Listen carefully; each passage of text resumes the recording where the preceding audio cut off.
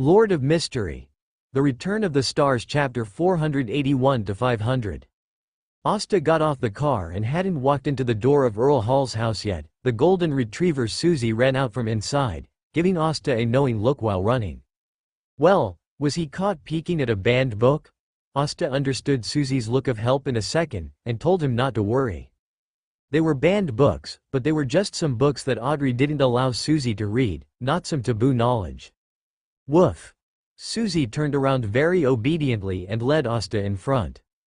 Entering Earl Hall's house, Audrey stood with Countess Hall. When she saw Susie, she raised her eyebrows slightly and gave Asta a small look secretly. In front of Countess Hall, she didn't pursue Susie's secret reading. After dinner, Countess Hall naturally let Audrey take Asta to stroll around the back garden. As for Earl Hall, he didn't come back for dinner tonight. When the two were alone, Audrey pouted her lips slightly and pretended to be angry and said, "Is Mr. Asta hiding something from me? Susie likes it, so I can only satisfy her small request." Asta sold Susie without hesitation, which made Susie, who was walking in front, stiffen. She looked back at Asta, who betrayed her, and then fell to the ground in a funny way, curled up, and looked like she was hit hard. Look, Susie's pitiful look is really irresistible. Susie felt that another sharp flying knife was inserted into her cold heart, and she couldn't help but let out a sad whimper. "Okay, I don't blame you." Audrey lowered her body, reached out and stroked Susie, indicating that she didn't need to be so nervous. Woof. Susie whimpered, and secretly gave Asta a look that said she had done it, and Asta also made a scissors hand gesture to her. "Do you really think I don't know that you were deliberately playing the victim?" Audrey patted Susie on the head unhappily. "You want to work with Mr. Asta to deceive me again? You deserve to be beaten." Woo! Asta could only give Susie a helpless look.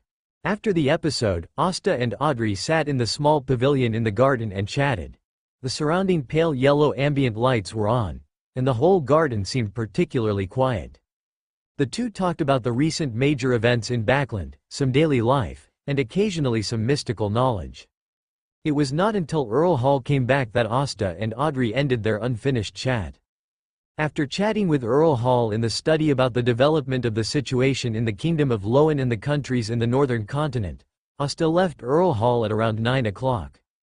Looking at the direction Hester left, Countess Hall sighed softly. "You don't look like a couple in love." Audrey's face flushed. She took Countess Hall's arm and smiled. "This is good. Not hurried or slow, accompany each other. This kind of plain and tasteful getting along is what she wants, not like those crazy lovers who have to stick together all the time." After returning home, Hester just went upstairs and saw a black cat flexibly pounced in his direction. He reached out and grabbed Azishara and flicked its head with his fingers. "Did Sharon come back with you? Meow." Azishara looked up aggrievedly. After not seeing her for so many days, her master's first sentence was to ask Miss Sharon. Isn't it obvious that he wants to make her jealous? "Look at you, she should be back." Hester rubbed Azishara's head and let her go to play by herself. Meow. Ashara opened her eyes wide. She suddenly felt that she was the most redundant one in this family. "Azishara, I'm used to life without you." Meow? Azishara leaned closer and smelled the scent of the golden retriever, and her hair almost exploded all over her body. This meant that just now, her master had been close to the golden retriever for a long time. This was unbearable. Ashara left Hester's arms and left quietly along the shadow of the wall. Hester went to Sharon's room. As soon as he opened the door, he saw Sharon, who had not been seen for a long time. She was wearing a black court dress and a small soft hat. Her light golden hair was hanging down. She was standing quietly in front of the window with her back to him. There was no light in the room. The only light came from the hazy moonlight outside the window. Sharon, wearing a black court dress, seemed to blend into the night, mysterious, lonely and cold. At 11 o'clock, in Audrey's room at Earl Hall's house, Susie, who was lying on the floor, smelled a familiar smell. She stood up and came to the window sill, put her two front legs forward on the window sill, and leaned her head forward to look at the world outside the window. Under the crimson moonlight, a black cat was standing on the crown of a beech tree, looking down at herself through the window. In the dim night, its existence was like an elf in the dark night, small and elegant. The pair of dark blue pupils were particularly recognizable. After just a few glances, Susie recognized the origin of the black cat. Ashera, the little black cat who had been following Mr. Hasta, was obviously bigger than the last time they met, and had grown from a little black cat to an adult black cat. But why did it come here in the middle of the night? Did it come here specifically to say hello to me? But why did it come quietly? It could have come with Mr. Hasta during the day. Susie thought about it and waved her right front leg to indicate that she welcomed its arrival tonight. Meow. Ajara made a small sound and signaled Susie to come out of the room. Susie glanced at Audrey, who was still sleeping, and shook her head. It must be responsible for Audrey's safety and cannot leave the room without permission, because it is Audrey's most trusted sentinel. Meow. Ajara raised her voice, with a little more impatience in her tone, but she also didn't want to disturb Miss Audrey, who was sleeping soundly. This is a private matter between it and this golden retriever. It will not let its owner be taken away by this golden retriever.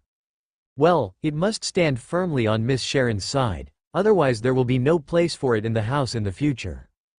Ajara shouted twice in succession, but Susie just lay her head on the windowsill and had no intention of going out. The meowing soon attracted the attention of the patrolling guards, who came with lanterns and searched around. Seeing this, Azishara did not stay any longer, and her light body shuttled gracefully on the treetops of various trees. What a beautiful jump!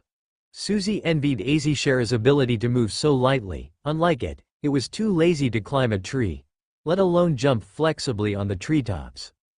Until Azishara's figure completely disappeared in the dark night, Susie returned to her original position and lay down. With her eyelids closed, she continued to dream that she had turned into a spiritual dragon and flew freely. On the other side, Azishara, who had failed to fight, while complaining about the cowardice of the golden retriever, returned home along the way she came. Its elegant and light figure shuttled easily on the roofs of various houses. Late at night, the dark night was its best protective color. When it approached a street, it caught a glimpse of a group of people in yellow clothes below, shuttling near the street. They looked solemn, as if they were worshipping the most devout faith in their hearts. It just stood on the roof and watched for a while, then retracted its gaze and walked home with elegant steps. When it returned home, it naturally jumped from the window on the first floor to the balcony on the second floor, and then walked along the window sill covered by shadows, ready to go to the bedroom where the owner rested, where there was also a small nest of its own. Just like the big golden retriever accompanied its owner, Miss Audrey, it also wanted to accompany its owner quietly. But Azishara did not see the figure of her owner in the owner's bedroom. She thought about it and turned to Miss Sharon's bedroom. Before she got close to the window, she smelled the scent of Miss Sharon and her owner in the room. The owner was with Miss Sharon, but why was there no light in the room? Are they discussing something quietly? It restrained its own breath and footsteps, curiously approached the window, put its ears against the wall, and listened carefully to the movement inside. Can I stay here tonight? No. Can we go to the spirit world to visit your teacher tomorrow? No. Do you like Sharon? After a brief conversation, Azishara heard a sound similar to smacking lips, which lasted for 2 or 3 minutes. Sharon, you are from the temperance lineage, good at restraining desires, so are you also good at restraining lust? It's different. What's different? They all come from people's almost instinctive desires. I'm also helping you overcome your desires. No need. Sharon, are you running away? Hearing this, Azishara's blue eyes opened wide, and she felt inexplicably shocked. It listened carefully for a while, and Miss Sharon seemed to hide in the mirror and didn't come out, and no sound came out. Azishara walked silently and odorlessly to the roof of the villa, lying quietly facing the bright starry sky, and sighed with fatigue. Late at night, 39 Birkeland Street, Congressman Matcht's home. Hazel got up from the bed and used her night vision ability to put on clothes that would facilitate her movement. She climbed down from the balcony of her bedroom, carefully avoiding the bodyguards at home, and sneaked out of the garden all the way to the middle of Birkeland Street. She skillfully removed the manhole cover, climbed in, and closed the manhole cover from the inside. Teacher, are you still there? In the dark sewer, Hazel's soft shout echoed. After a while, a pair of red eyes appeared from the darkness, and then its body appeared in front of Hazel. This is a red-eyed mouse. It doesn't look very good at the moment. It's trembling all over, as if it's fighting against some force. Teacher, are you okay? Hazel looked at the mouse in front of her worriedly and affectionately called it teacher. My situation is getting worse and worse. The environment here is too suitable for rats to survive. If I continue to stay here, sooner or later I will turn into a real rat and completely lose my mind. Teacher, you can follow me back home first, and then find a place to hide. I can also take care of you from time to time. Okay, it's just that I can't maintain my sanity all the time. When I'm about to lose my mind, remember to remind me. Okay, teacher. Hazel stretched out her hand to open the pocket of her clothes and signaled her teacher to go inside first and stay for a while. You don't have a cat at home, right? No, that's good. Soon, the manhole cover of the sewer was lifted again. Hazel carefully observed the surrounding situation. When she saw that there was nothing abnormal, she climbed out of the sewer. After putting the manhole cover back on, she returned to her home along the same path. Also on Berklund Street, Klein stood at the bedroom window on the second floor, taking in Hazel's every move. Such an elegant and beautiful lady actually likes to enter the sewers late at night, and she is very skilled at it, as if she is hiding some secret. However, he didn't expose the other party, he just lamented that Backlund's night was really lively. The next day, at dawn, Klein finished washing, went downstairs and had breakfast, then took a carriage and went out in hand with a cane inlaid with gold. Ever since Hasta reminded him that Eamon would come to Backlund in the near future at the last party, he rarely went out. It had been a while since he attended prayers at St. Samuel's Church. If this continued, the bishop there would doubt his belief in the goddess. In the prayer hall, he met Leonard again, and he couldn't help but wonder what happened to Leonard again. After the prayer, Leonard left in a hurry, looking disturbed.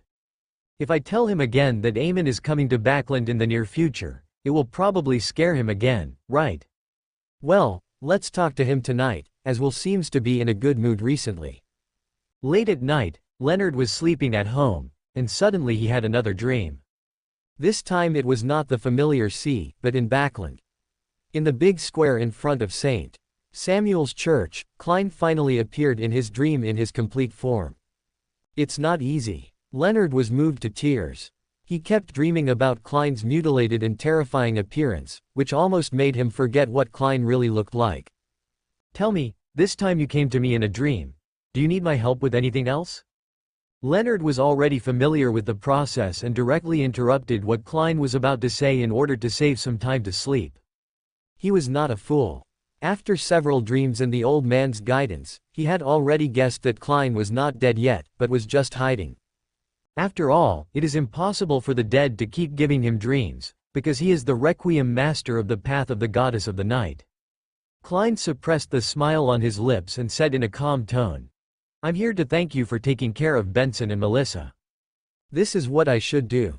If you really want to thank me, just stop dreaming a little bit. A warning. What warning? The blasphemer Eamon is coming to Backlund soon. After Klein finished speaking, he added, when leaving the dream, try not to mention Amon's name in reality. I think I've heard of this name. I wish you could avoid him. Klein didn't stay long. He just wanted to use the dream to remind Leonard. To be precise, he wanted to tell the news to the old man in his body. As an angel in the path of thieves, he is definitely no stranger to the blasphemer Eamon. The two of them are mortal enemies.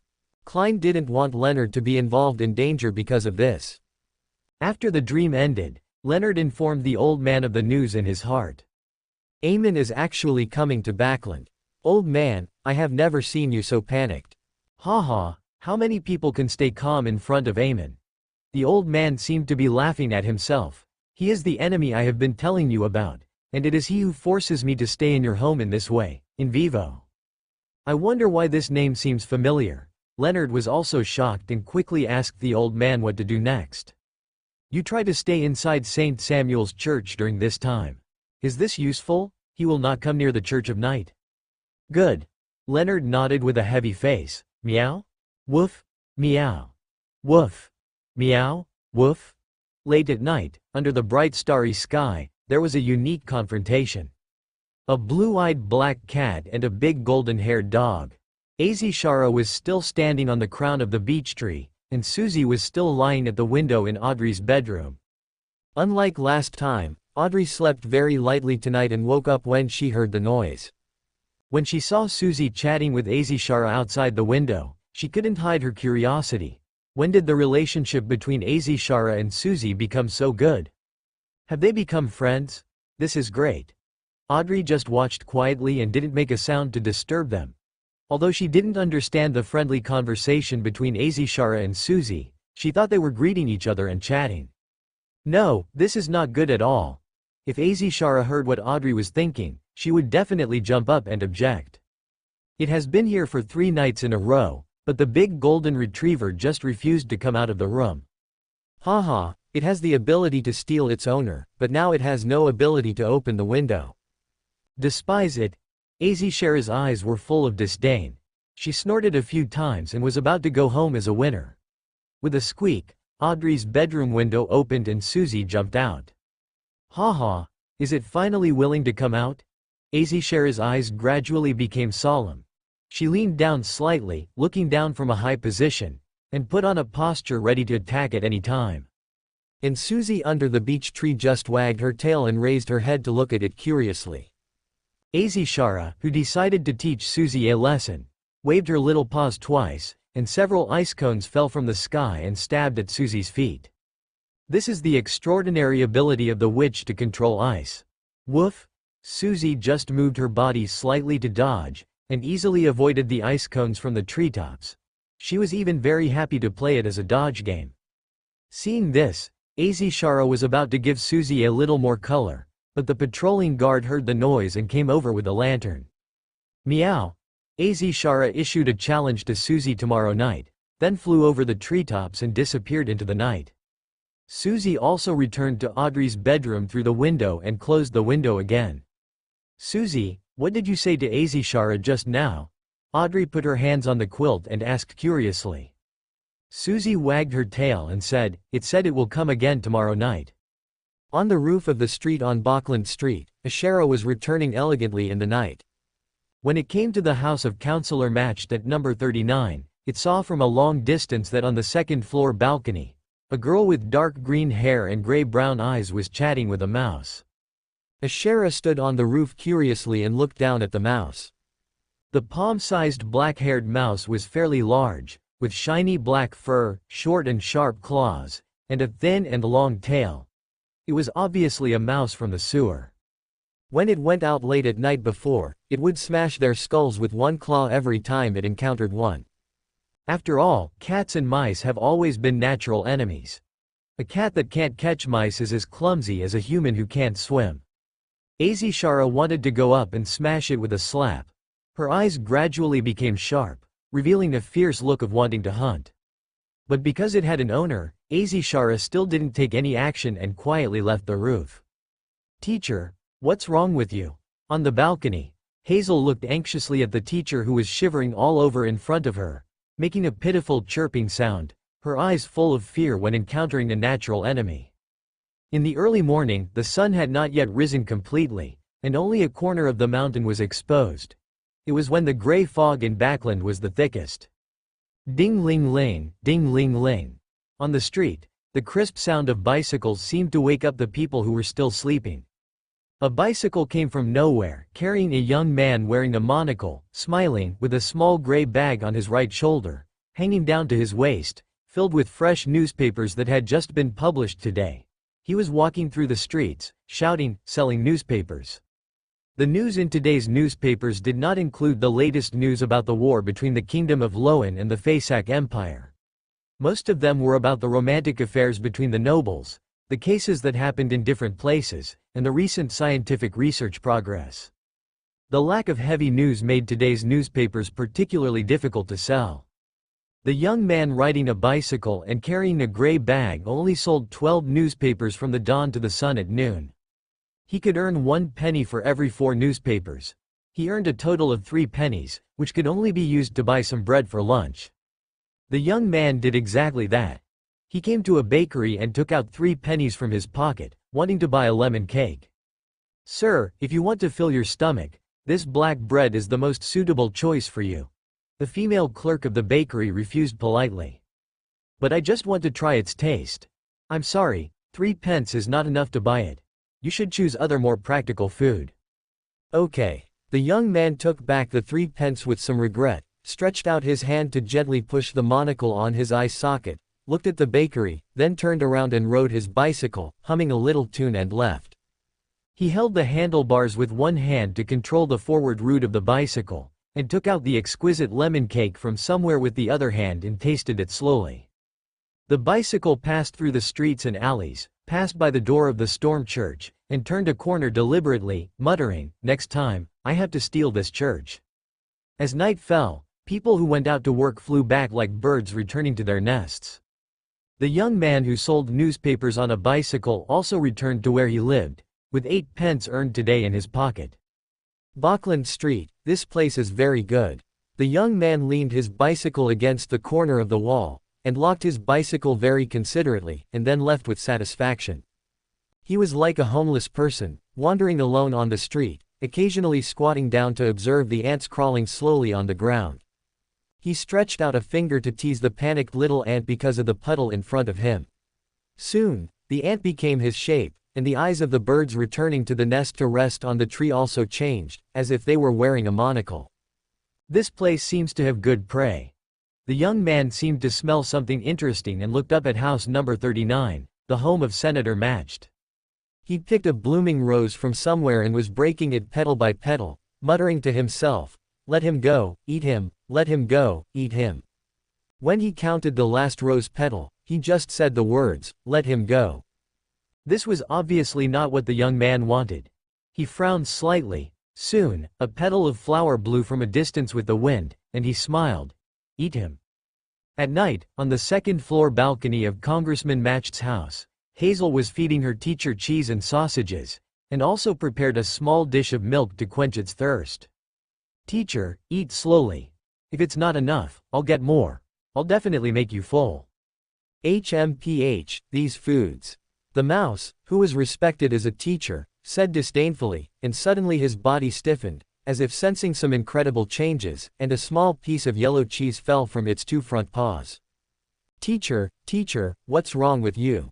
Hazel shouted anxiously, but her teacher suddenly rushed under the table, and then ran along the floor, along the balcony to the sewer pipe on the first floor, at a very fast speed. Looking at it, it seemed that some terrible predator was chasing it.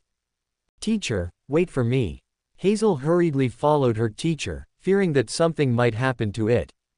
The man and the mouse left the balcony, the garden, and came to the street, and then ran into the grove not far away. At this time, Hazel saw that on the roof of a 4-story building in front of her, a black cat appeared at some point. It was moving on the roof of the house like a leisurely stroll, but its eyes were always looking in the direction where her teacher fled. It turned out that a cat appeared, no wonder it caused the teacher's stress response. Hazel wanted to climb onto the roof and drive the black cat away, but this was obviously unrealistic. She followed her teacher closely and entered the grove. She was shocked to find that her teacher had turned from a mouse into a tree, and there were gray mice gathering around, as if they were guarding the tree. Cat, cat, cat. The tree was trembling, and its branches and leaves were shaking constantly. The fear of natural enemies deeply rooted in its genes swallowed up its remaining little sanity in an instant. "Teacher, don't worry. I'm here to protect you. I won't let any cat hurt you." Hazel's kind and caring words gradually made the teacher who turned into a tree regain his sanity. "I shouldn't have parasitized a mouse in the first place." The bark of the big tree in front of him fell off, revealing a pair of red eyes. When its eyes swept over Hazel in front of him, deep greed flashed in the depths of its eyes. "I may not have much time left." "No, teacher, you will be fine." "I'm not as optimistic as you. But it's better to be optimistic. If you are too desperate, it's too pitiful." A voice came from nowhere, causing Hazel to concentrate and be alert instantly. Although her legs were shaking a little, she still stood in front of her teacher. "Really?" Inside the tree with the skin peeling off, the previously resentful and angry voice calmed down, with a bit of confusion, as if it was about to be persuaded. At this time, Hazel saw a figure slowly walking in from the bushes. He laughed and said, "Relax, I have a way to stop you from losing control, as long as you do what I tell you to do." The man was wearing a black windbreaker like a robe, paired with black pants and black leather shoes. He had a thin face, a tall hat and a very distinctive monocle. He looked very gentle. Hazel, who was standing in front of the tree, wanted to ask, "Who are you?" But a trembling fear came from deep in her brain, making her unable to say a word. She even took the initiative to move aside to let her teacher face the man. The visitor simply glanced at Hazel, then set his sights on the big tree in front and smiled. "Are you a descendant of Jacob's family?" "Yes, yes, do you know my ancestor?" the mouse inside the tree asked in a weak and hopeful tone. The visitor touched his chin, as if he remembered something, and then raised his mouth slightly and said, "Of course. They taste quite good." The descendant of Jacob's family in the big tree was silent for a while, and after several seconds, he shouted in horror. You are the blasphemer Amen." A strange insect with only 7 or 8 links crawled out of the hole in the tree. The translucent parts of those insects were floating with many 3-dimensional patterns, and it seemed that time was passing on the links. But soon, they became very stiff and solidified in place. Even the group of gray mice around them crawled on the ground, not daring to move. Amen pinched the upper and lower ends of his monocle and smiled. "It's too late, isn't it? If you had struggled and resisted at the beginning, it might have worked, but now, you don't think I'm the only one here, do you?" As he spoke, the surrounding bushes shook, the leaves on different trees swayed gently, and birds jumped onto the branches, making crisp sounds. At this moment, a meow sounded, breaking the atmosphere that was about to solidify here. A group of cats, black, flowery, chestnut, white and various colors, came nearby at some point. They stood on the treetops and pounced on the birds. In the starry sky above, the light of the crimson moon and the stars broke through the clouds and sprinkled their unique light on the earth. Seeing that things were changing, the descendants of Jacob, who were about to despair, burst into an amazing desire to survive.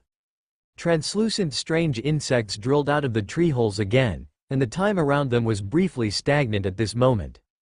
Taking advantage of this time difference, the descendants of Jacob's family who turned into a big tree turned back into mice again, spread their feet, and ran deeper into the woods. Amen raised his eyebrows slightly, looked up at the starry sky above his head. His face was unclear, looked at the prey that fled in panic, and did not choose to chase, but just chuckled. "The night and the stars are a perfect combination." The group of cats that suddenly appeared also slipped away at this time, and soon everything here returned to calm. Only Hazel, who was frightened and stunned in place, didn't know what to do, and lived in the same space with Amen. "It seems that your teacher doesn't love you as much as you think." Amen restored his usual smiling face, but such a smile made Hazel feel scared from the bottom of her heart. She subconsciously took a step back, her legs weakened, and fell to the ground, her eyes full of fear. "Tell me, how should I deal with you? You." Hazel was so scared that she couldn't even say a complete sentence. "Since your teacher has escaped, then you should recognize me as your teacher. I am good at teaching." Amen chuckled. After Hazel's eyes were blurred for a while, when she looked at Amen again, she said anxiously, "Teacher, let's leave here quickly. I know a relatively safe place." "Okay." Amen pushed his monocle and followed Hazel naturally.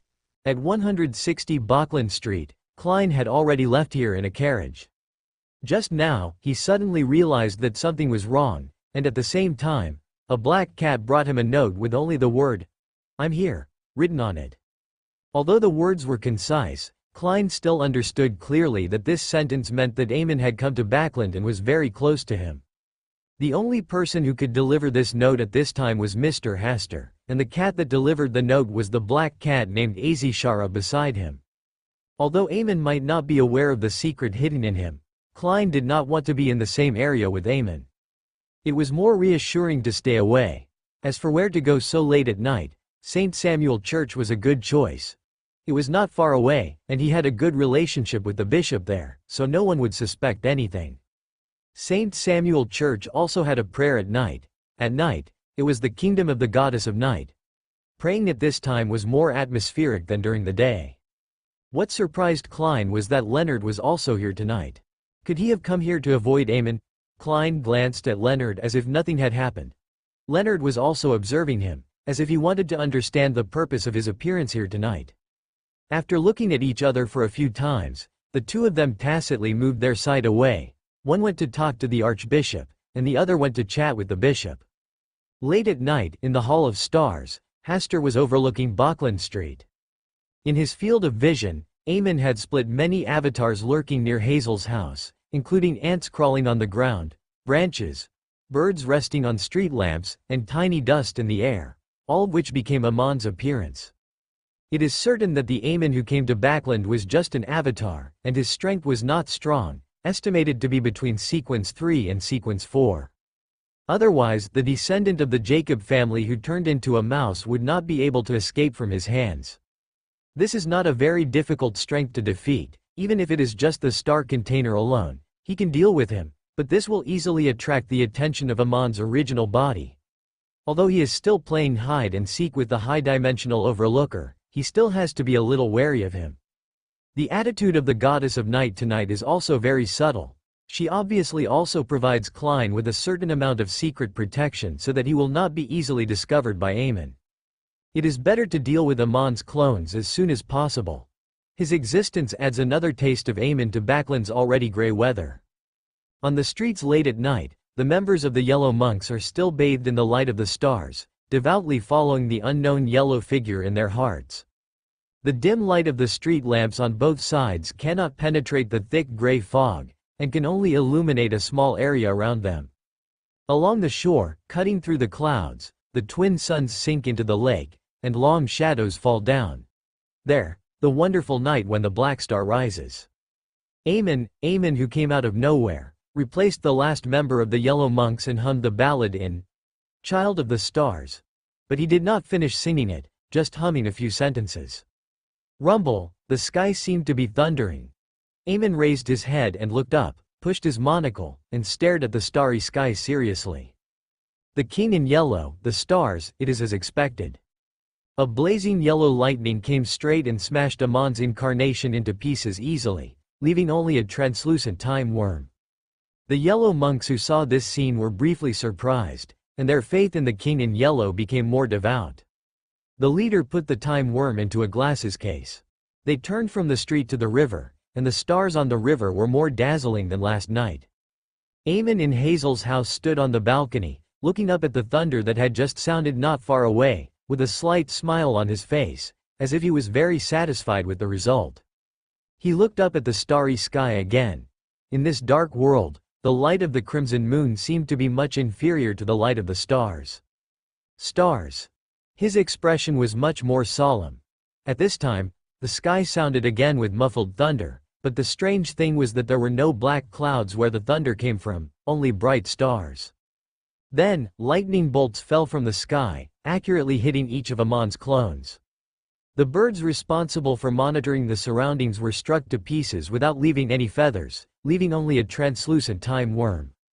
Even the ants crawling on the ground were found one by one and smashed into powder. Alas, you are so cruel. You got so angry just for pretending to be your believer. You threw a big trouble into the God-forsaken land. Eamon complained rather sadly, and then just sat there and watched his clones being solved. As long as the main clone is fine, these small clones can be created at any time. The secret of this extraordinary path of thieves can only be understood by extraordinary people of the same path. Even if it is the stars that overlook everything, his thunder cannot really threaten him. But under the gaze of the stars, it is not easy for him to do anything. Moreover, his time in Bachland is limited. If he stays for a long time, that trouble will definitely come to Bachland.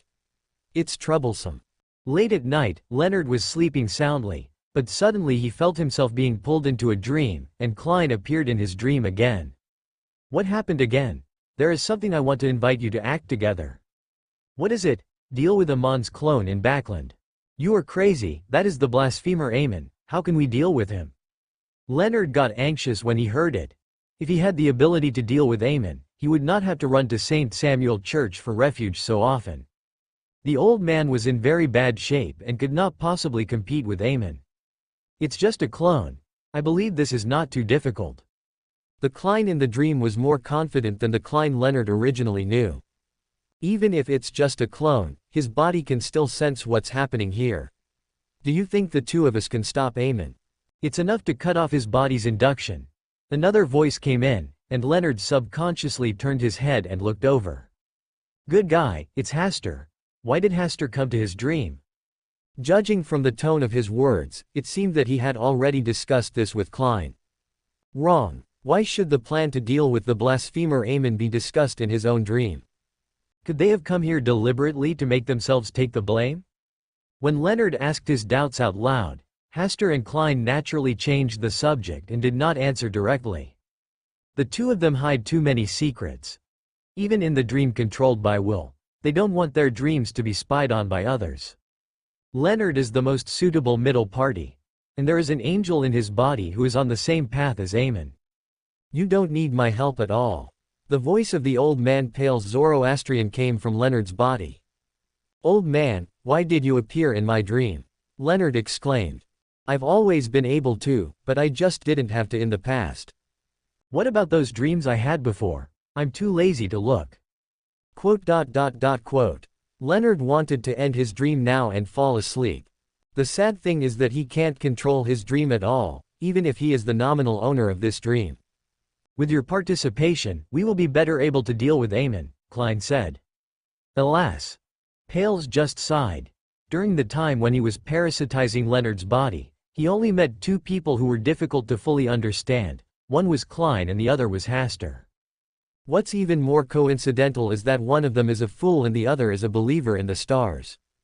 Now, they joined forces to deal with Eamon. He never thought that Amon's clone would have a chance to win. Even if Amon's true form comes to Backland and faces the stars and the fool, he will have to flee. Oh, and we had to add Leonard, a believer in the goddess of the night. Originally, he was still a little confused as to why Leonard could attract the attention of the fool and the stars. Now it seems that Leonard is thanks to his two good friends. Eamon is now at the house Matched was talking about at number 39, Birkeland Street. Hasta gave the most important information. Klein was secretly relieved. Fortunately, he walked quickly, otherwise tonight would have been dangerous. Leonard can be asked to pray to the goddess of the night, asking for secret protection to prevent Amon's body from knowing what happened to Backland. Although Hasta and Klein both have authority in this regard, their strength cannot compare with the goddess of the night.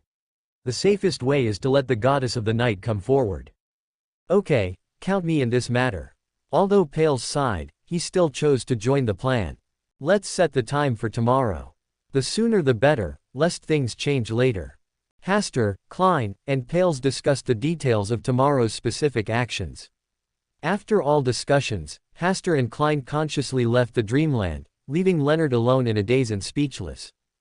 There was no room for him to intervene just now. He was just a bridge connecting all parties, and he was the most suitable candidate to take the blame. Old man, my heart hurts so much. Oh, what then? Leonard was speechless for a moment. Pales stopped talking nonsense to him. He had to consider the specific actions against Eamon tomorrow to avoid letting Amon's clone escape. It's a long night, I don't want to sleep. Leonard was lying on the bed, tossing and turning, unable to sleep. After a long time, he sighed heavily and lamented that he was really not a kind person. Early in the morning, Leonard opened his eyes that had just been closed for a short time, rubbed them, patted his cheeks, got up and went to the bathroom to wash up, and then took a carriage to St. Samuel Church. The best way to ask for help from the goddess of night is to ask Archbishop Anthony for help in St. Samuel Church. Otherwise, how could a god like the goddess of night focus on an insignificant believer like him? When Leonard came to a quiet room where Archbishop Anthony was alone, Archbishop Anthony seemed to have seen through his intentions. Are you here to seek help from the goddess? Yes. Leonard nodded embarrassedly. I need help from the goddess, only the goddess can help me through the difficulties. Maybe it's not you who needs the help of the goddess. Leonard couldn't understand the meaning of this sentence for a while. Anthony just smiled and said, the goddess always favors her believers. Go back and tell this to your friends. Leonard didn't know what mood he was in when he left St. Samuel Church, but it was crucial to seek the secret shelter of the goddess of night, and he didn't have time to delay any longer. Old man, What exactly did Archbishop Anthony mean by that? Oh, you're being despised. Not everyone is worthy of the help of the goddess of night. Then, is the friend Archbishop Anthony referring to Hasta or Klein? What do you think? As if thinking about this question was too difficult for Leonard, another voice came from his body. Always favor. So that's how it is. Leonard understood instantly, and soon, he contacted Klein urgently through the method discussed last night through dreams, and told him about the problem he encountered. Klein was silent for a while, and then said that he would handle the matter. The favored one of the goddess. He always thought that his belief in the goddess was not too firm, but he was lucky enough to become a night watcher and did some things. Since he faked his death and escaped, his belief in the goddess has become weaker. In order to make things easier on the sea, he has successively believed in the Lord of Storms, the Eternal Sun, and the God of Steam and Machinery. Faith is not such an indispensable piety for him. Not to mention that this time, he wanted to sneak into the depths of St. Samuel Church and Channy's Gate to get in touch with the Antigonus family notebook that led him to join the Night Watchers. Such behavior is simply blaspheming the goddess of night. Facing such a person, the goddess of night is still willing to provide help for this, and even expressed her attitude through Leonard. This is obviously to make him a follower of the night. Could it be that the goddess of night already knows the secrets I have hidden, and is even willing to provide me with a little help for this? But why is this? Moreover, from such behavior, he sensed the urgency of the goddess of night, and she seemed to be worried about something. Klein had a lot of thoughts in his mind, and finally sighed, and began to prepare the altar and pray to the goddess of night through rituals. He had prayed to the goddess of night before under the guidance of Old Neil, and it was not too difficult for him to arrange the altar. After completing the preliminary preparations, Klein raised his hand and wiped his face, turning into the cold-faced German sparrow, and his height was unconsciously shortened by a few centimeters. After lighting the 2 candles in front, Klein let the ordinary candles representing me burst into yellow flames. The 2 candles in the front, one symbolizes the night, made of night vanilla and deep sleep flowers, and the other is a candle made of white poppy, wild roses and other materials, symbolizing secrecy. Then, he created a spiritual wall, sprinkled full moon essential oil, burned herbal powder to please the gods, and then completed the required ritual step by step. At the end, Klein took 2 steps back, opened his spiritual vision, and chanted in a low voice. I pray for the power of the night. I pray for secret protection. I pray for the favor of the goddess. I met the avatar of the blasphemer Aemon in Backland. He is collecting the extraordinary characteristics of the demigod of the thief path. I pray for secret protection and to complete the task of eliminating the avatar of the blasphemer Aemon. Night vanilla, the herb belonging to the red moon, please pass my prayer to the goddess. Moon flower, the herb belonging to the red moon, please pass my prayer to the goddess. After chanting, Klein waited patiently for a while, but nothing happened, not even a response. Klein felt much more relaxed. It seemed that Leonard was wrong. He was not the one whom the goddess of night wanted to bless. Mr. Asta was the devout believer that the goddess of night wanted. That's right, how could one's own believers think about sneaking into the church and stealing every day? This is fine, I have already tried it. Next, it is time for Mr. Asta to try it. Just as he was about to clean up the arrangement of the ceremony in front of him, a figure suddenly jumped into his sight. The figure was wearing a simple linen robe with traces of patching, a brown belt made of tree bark tied around his waist, long black hair draped down wantonly, and his feet were barefoot and covered with dust and scars. This is a lady. Her facial features are very ordinary, and her black eyes are no different from those of ordinary people. However, just looking at her like this, peace naturally arises in the depths of the heart, as if the violent waves encounter a season that is enough to stop, and the whole heart will return to calm, peaceful, and beautiful. Who are you? Klein's mood at this time is very complicated. He doesn't want this person to be sent by the goddess of night, but he also hopes that this is the response of the goddess of night to him. Among these gods, his faith in the goddess of night is always the deepest. The lady in a simple linen robe nodded gently and said, Ariana, the servant of secrets. The servant of secrets. Ariana. This is a very famous title and name, especially in the Church of the Goddess of Night. Klein's eyes are concentrated, revealing a look of surprise and shock. Although his faith in the goddess of night is not so firm, as a night watcher, he is familiar with the name Ariana. The head of the Night Monastery and the head of the 13 archbishops, if nothing unexpected happens, he will be the future pope of the Night Goddess Church. With such a terrifying identity, he actually appeared in front of him at this moment. It seems that the goddess really values this not-so-devout believer of his. Well, it is also possible that the other party came for Aemon. After all, Aemon is an angel king. Even if only his clone appears in Backland, it is a big deal. Alas, why did the goddess of night care so much about him? Klein did not deceive himself anymore. The other party must have come here because of him. If it was just for Aemon, then Leonard, a member of the Red Gloves, should be more likely to get the goddess response than himself. Klein was in a complicated mood. After a moment of silence, he solemnly saluted and said, "Good morning, Your Highness Ariana." In major churches, if there are angel-level beings walking on the ground, the suffix, Your Highness, should be added when meeting to show respect. Ariana tapped 4 times clockwise on her chest and responded devoutly, "May the goddess bless you." Klein also tapped 4 times clockwise on his chest, drawing a crimson moon, and said devoutly, "Praise the goddess." Seeing this scene, Ariana's expression was much more relaxed than before. "I am an ascetic monk, you can just call me lady." "Yes, Ms. Ariana. You want to deal with the blasphemer Amon's clone in Backland?" "Yes, I hope to get secret protection. I can provide secret power so that everything will not be seen, but I can't guarantee that I can completely clean up all of Amon's clones in Backland." In Queens, watching the sun gradually approach noon, Hastur was sitting on the second-floor balcony, calling softly to Azishara, who was lying on the edge of the balcony. But Azishara seemed to be angry with him. No matter how he shouted, it was unmoved, and even quietly moved. Seeing this, Hastur could only take out the dried fish he had prepared long ago, and put the fragrant dried fish on the table on the right, waiting for Azishara to take the bait. After waiting for a while, Azishara really couldn't bear the temptation, and slowly moved her body to this side. When she jumped onto the table and was about to bite a dried fish, Hastur, who was waiting for the opportunity, grabbed her and held her in his arms. Azishara made a few protesting meows, and then obediently let Hastur stroke her little head. Hastur said with emotion, "You have to pamper your own cat. There are too many temptations outside. If you are hooked, it will be difficult to deal with it."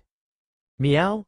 Azishara didn't quite understand this sentence, but it should mean that the owner is worried that he will leave him one day. Its head rubbed against Hastur's palm, indicating that it would always stay by his side. Hastur smiled, picked up a dried fish and put it in front of Ashera. Seeing it happily enjoying the food, he chuckled and said, "Raising a cat is really a very interesting thing." Welcome to Fanfic Audiobook, your go-to place for immersive audiobooks. If you enjoy the content, don't forget to like the video and subscribe to our channel for more amazing stories. The midday sun was shining warmly, and the golden light made people drowsy. Even the gray fog covering Backland was much thinner than before. Azishara curled up in Hastur's arms. She had only eaten half of the dried fish in her mouth when her master's hand, which was originally stroking her head, stopped. She looked up and found that her master's eyes were closed, as if he was asleep. "Meow?" Azishara called out softly, but got no response. At this time, Sharon came out of the mirror and waved to Azishara. Azishara gently jumped out of Hastur's arms, fearing that she would disturb her master's deep sleep. "Meow." Sharon bent down and reached out to pick up Azishara, stretching out a finger to gently tease her. In the dream, Hastur reunited with Klein and Leonard. Klein said that he had sought secret protection from the goddess of night and could start preparing for action. It is not difficult to fish out Amon's main clone. The descendant of Jacob, the demigod-level thief and extraordinary person, is a good choice. The reason why Asta intervened at that time was to keep him for future use, and at the same time, he did not want Amon's clone to devour extraordinary characteristics and enhance his strength. "Klein, you are indeed the goddess's favored one." Klein heard the undisguised jealousy in Leonard's tone. He smiled and nodded, tapped his chest 4 times, and drew a crimson moon. "Let's praise the goddess." Leonard just watched Klein's trick of changing the subject quietly. You really should praise the goddess well, otherwise your piety will not be worthy of the goddess's love for you. Everything is the will of the goddess. Klein showed a pious expression like a church bishop, making Leonard unable to find fault. Asta smiled and watched the friendly interaction between Leonard and Klein. Hearing Leonard's message to Klein before, he knew that the goddess of night was stepping up to intervene in Klein's affairs, forcing Klein to seek help from him. Just like she teased Azishara with dried fish, the goddess also didn't want her fat white cat to be abducted by the stars. If Klein turned to seek help from the stars, Hastur would also be able to cut off the connection between Amon's main body and his clone. Hastur looked at it for a while and said, "Let's act at night. That's the most suitable time." Does Mr. Hastur plan to do it himself? Klein and Leonard were very curious about this question. They had not seen Hastur's ability yet, but Hastur knew them very well. I will invite a suitable helper. He is also very good at the extraordinary ability of the thief's path. Okay. Leonard felt a little pity. Ending the dream built by wool, Hastur opened his eyes and woke up. Ashera, who was curled up in his arms, was now lying on Sharon's shoulder, and Sharon was standing on the balcony a few steps ahead, overlooking the distant backland scenery. Hastur folded his hands behind his head, leaned against the back of the armchair, and looked at Sharon silently. Recently, he has been trying to help Sharon play the role of a puppet, but Sharon is shy and thin-skinned, and always likes to hide in the mirror to avoid him. Are you going out tonight? No, I'll stay at home. Sharon turned around curiously, with curiosity in her beautiful eyes. There are always some things that can be done by others. It's not good to be too tired. Hastur smiled and said, I have to help you learn to restrain yourself further. No need. Only by following your heart can you go further on the extraordinary road. This is my heart. Hey, Ashera, don't just eavesdrop, and occasionally say a few good words for your master. Meow. After joking with Sharon for a few more words, Hastur got up and left the balcony. He came to his study on the second floor and opened the pencil case containing 008. Woo woo woo, respected master, you finally remembered me. 008 was very happy to circle on the blank paper. Maybe someone misses you more than me. That's other people's business. I only care about the master's attitude. 008 wrote another line on the paper, of course. I am also willing to listen to the instructions from Miss Sharon. Tisk, so smart. I just care about everything around the master. What the master likes is what I want to please, and protect. Asta glanced at the very understanding 008 slowly and nodded slightly. Since you are so sincere, I will help you again. Late at night, at Matched's house on Bachland Street. Hazel was in a good mood. Her teacher not only did not go crazy recently, but also taught her a lot of mystic knowledge. This made her understand the nature of potions, master the method of digesting potions, and get the opportunity to be promoted to a decryption scholar. Now she is already a Sequence 7 Beander. She is moving step by step towards the Sequence 4 demigod, going deep into the gate of the mysterious world. Thinking of this, she saw the teacher on the fur cushion of the sofa. The gray mouse raised its right paw, pressed the monocle on its right eye, and then continued to flip through a large newspaper with the latest news. Hazel didn't think there was anything wrong with this scene. As the time on the wall clock ticked away, a squeaking sound of mice rang out from outside the window. Hazel frowned slightly and was about to open the window to drive away the other annoying mice. This could only be the resting place for her teacher alone. But her teacher put down the newspaper in her hand and seemed to mutter, such a delicious bait is really tempting, but unfortunately, I am not alone. Hazel opened the window and saw a gray mouse of almost the same size as her teacher staying outside the window. Her eyes hesitated for a while, looking at the gray mouse outside, and then secretly looking at her teacher. Comparing back and forth, she seemed to feel something in her body breaking, and there were many more memories of this period in her mind. But soon, her eyes became confused again, and then she picked up a small pot of flowers placed on the window and smashed it at the gray mouse, which made it very angry and its eyes red. But before it could do anything, Hazel had already started to drive the bodyguards who were attracted by the falling flower pot to drive away the gray mouse that looked exactly like her teacher. The gray mouse wearing a monocle on the sofa raised his eyebrows and glanced at it. When he was about to retract his gaze, He suddenly found that the spies he had placed outside the window were disappearing one by one. To be more precise, they were replaced one by one. He tried to deduce something, but found that he could not get any useful information from the disappearance of the clones outside. The secret of the night. Eamon snorted lightly, as if mocking, but also as if he was afraid of something. In this case, I will come to see what you have prepared. Transparent insects crawled out of his body, swam in all directions, and then disappeared. At this time, the confusion in Hazel's eyes gradually faded, and the memory of that night was returned, and he clearly remembered what happened that night. When she looked at the sofa again, her teacher, the gray mouse, her eyes were terrified. She saw the scary figure wearing a monocle, which was a nightmare that she would never get rid of in her life. Ah! She let out a cry of extreme fear, ran to the door, opened the door handle and ran away. Outside the room, the maid who was carrying food put the food down, took out a pair of black-rimmed monocles from her coat pocket, exhaled, wiped the mirror with the corner of her clothes, and then put it on her eye sockets. Seeing this scene, Hazel's pupils suddenly dilated, her body softened, and she staggered away from here against the cold wall. She came to the room where her mother was resting, wanting to remind her to leave here with her quickly.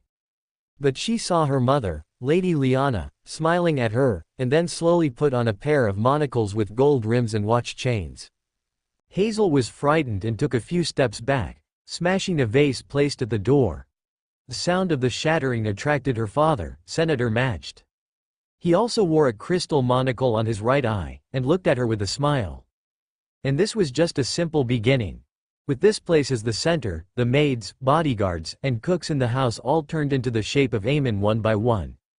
Even the bugs in the flower pots, the passing cockroaches, and the mice searching for food were transformed into Eamon at this moment, and they were still spreading outward. From House 39 on Bachland Street, it gradually spread to other houses. It was like a highly infectious plague that began to spread under the cover of the night. Klein, who came to investigate with a secret doll and observed the situation here through the gray fog, could not hide his shock in his eyes. The blasphemer Eamon was too terrifying. He could easily replace the identity of others without a sound and spread at a very fast speed. Poor Hazel, such a simple and kind girl, had to suffer such terrible suffering. After observing for a while, Klein returned to the real world and walked out of the bathroom, holding a medal carved from black gemstones in his right hand.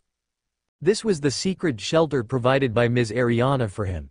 At critical moments, he could also pray to this medal and ask for Ms. Ariana's help.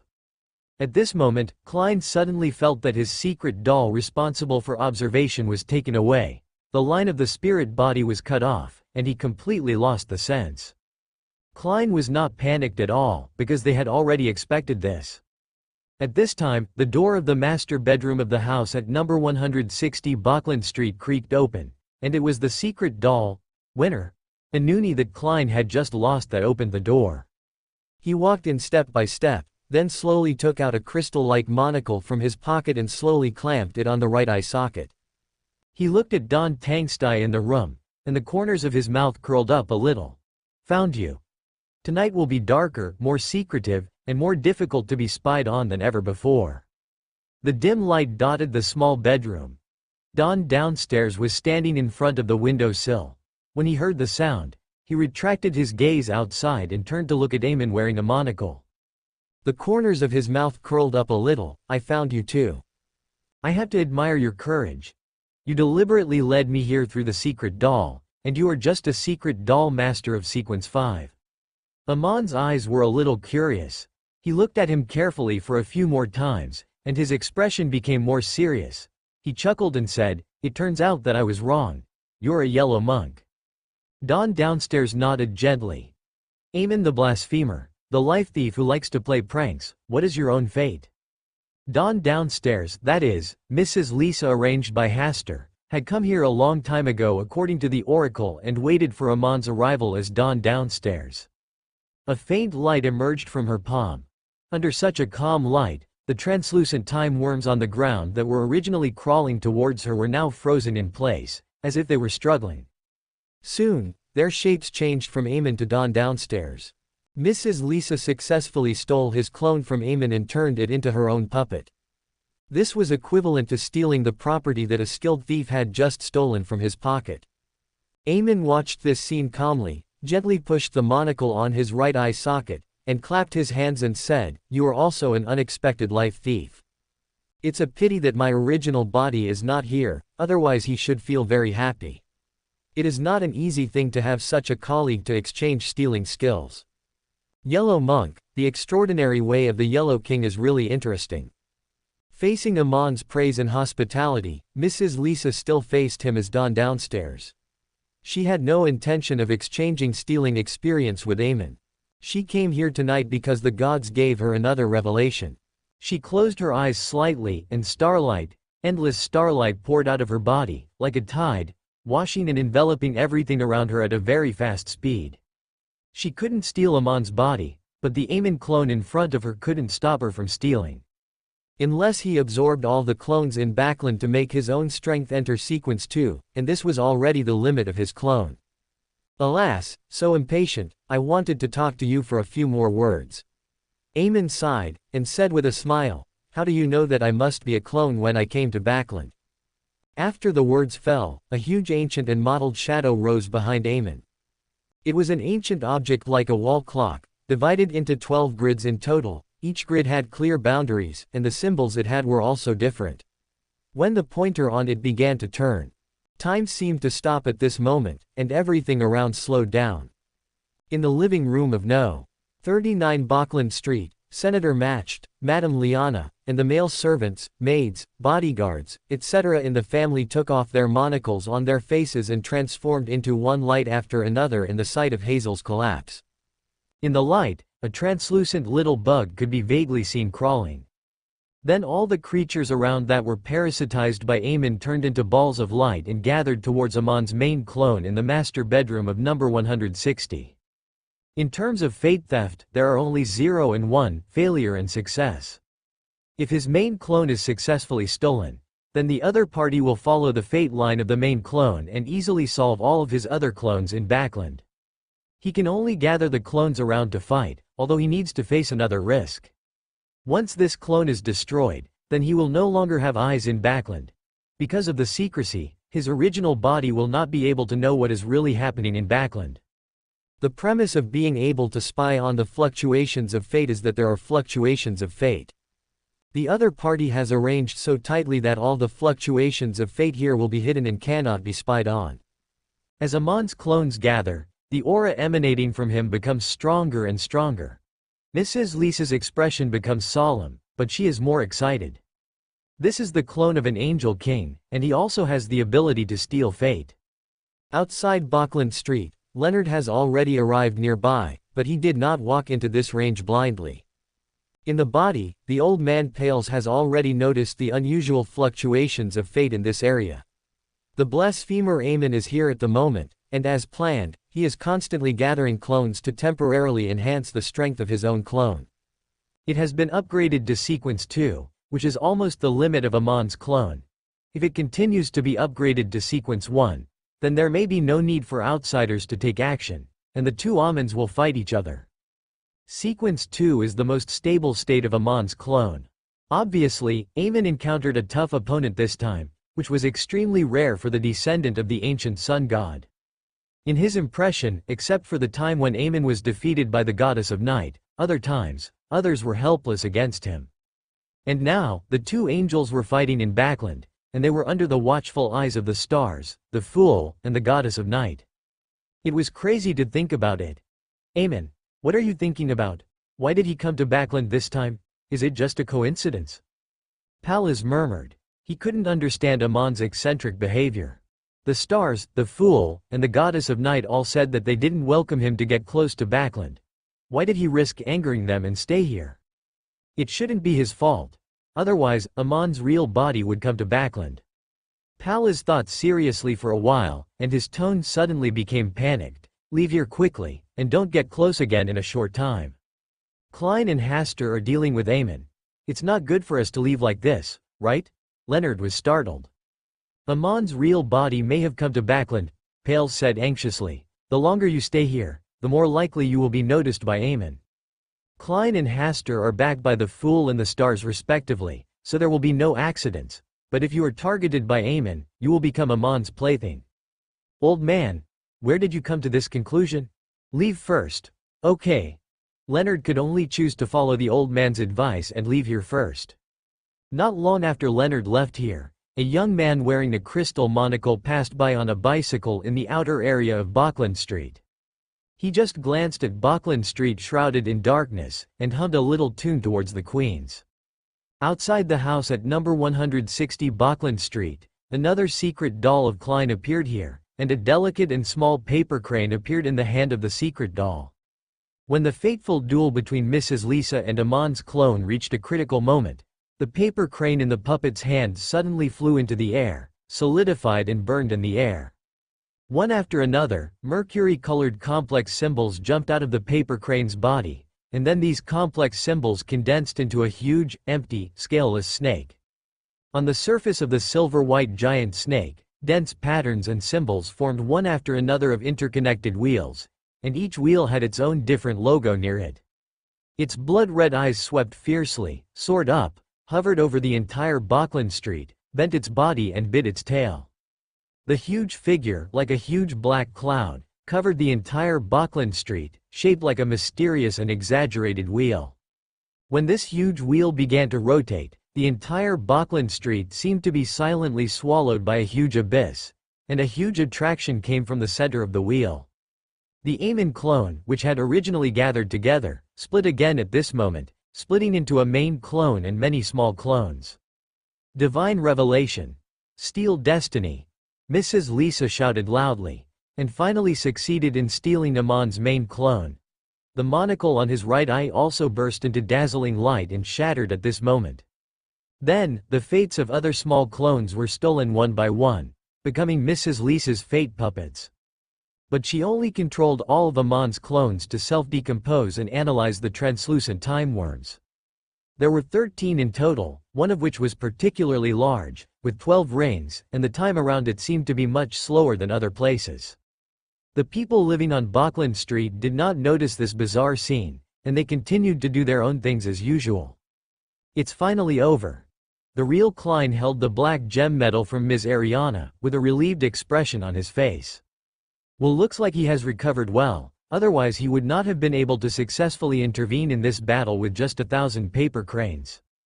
Just when Klein was relaxed, Leonard contacted him through a dream. Klein, Hastur, the old man just suddenly told me that Amon's real body might have come to Bokland. The anxious and nervous tone proved that Leonard was not joking. Klein felt his hair stand on end, and looked around with alert eyes, but did not find any figure suspected of Aemon. He quickly cut off the connection with the secret doll and left the place at a high speed through the flame jump. On the other side, Hastur, who also received Leonard's reminder, was sitting in the study, with his hands clasped in front of him, leaning back on the back of the chair. On the desk, 008 was lying restlessly in the pencil case. In front of the desk, a figure appeared out of thin air. He was wearing a black classical robe, a pointed soft hat of the same color, black curly hair, black eyes, a wide forehead, a thin face, and a single-lensed glasses made of crystal carvings. Aemon the Blasphemer. Aemon, he is here as expected. Hastur looked at Aemon, who appeared in front of him, a little surprised but not too surprised. He once deliberately tested Aemon as a star. At that time, he sent down thunder and smashed Amon's clone to show the attitude of the stars towards him. But Aemon did not leave Bokland because of this, and even stayed in Bokland Street. This made Hastur begin to doubt the real purpose of Amon's coming to Bokland this time. The high-dimensional overlooker was indeed chasing Aemon, but it was not difficult to avoid him for a short period of time in a game of hide-and-seek, especially since Aemon was Adam's brother. Therefore, it was possible that Amon's real body also came to Bokland. So why did Aemon come to Bokland? Now he had no idea that Pales was hiding in Bokland, let alone coming as a real body. After thinking about it, Hastur still felt that the other party was more likely to come for 008. Adam and Aemon made some kind of deal. He helped Aemon delay the high-dimensional overlooker and let Aemon come to Bokland to help him steal 008. This is very likely. After all, if Adam came to Bokland in person, 008 would have a certain induction, thus reminding Hastur to be alert to Adam. So tonight, Hasta chose to let Mrs. Lisa come back to deal with the clone that Eamon left on Bachland Street, and he stayed in the study to personally guard 008. Unexpectedly, Eamon really came.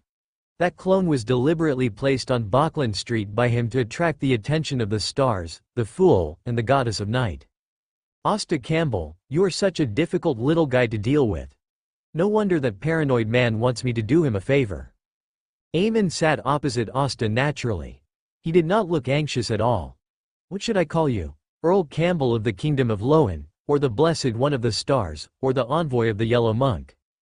Of course, you may have other new identities to be explored, such as the spokesperson of the stars in the world, and the legend of the Yellow King that has been widely circulated recently. I am really interested in you. Eamon had a faint smile on his face, and used relaxed words to reveal Hasta's hidden identity one by one. The trick of delaying time has no effect on me. Hasta's body was shining with the brilliance of stars, and the time-zeroing symbol was running. The surrounding time and space were restarted and reset to zero. There were 3 more time worms on the ground, one of which was larger and had 12 links. It was a higher-end time worm at first glance. When Eamon was slightly surprised, Hasta naturally collected the 3 time worms and regarded them as his trophies. Can't waste it. During the chat, Hasta had long been prepared for the hidden invasion through the time worms. He had thought more than once about how to drain the time worms in Amon's body. It's just the beginning now. Amazing authority, the stars, are really interesting. If one day I go to the starry sky, I really hope to visit this existence. There will be such a day. This sentence made Amon's expression a little more solemn.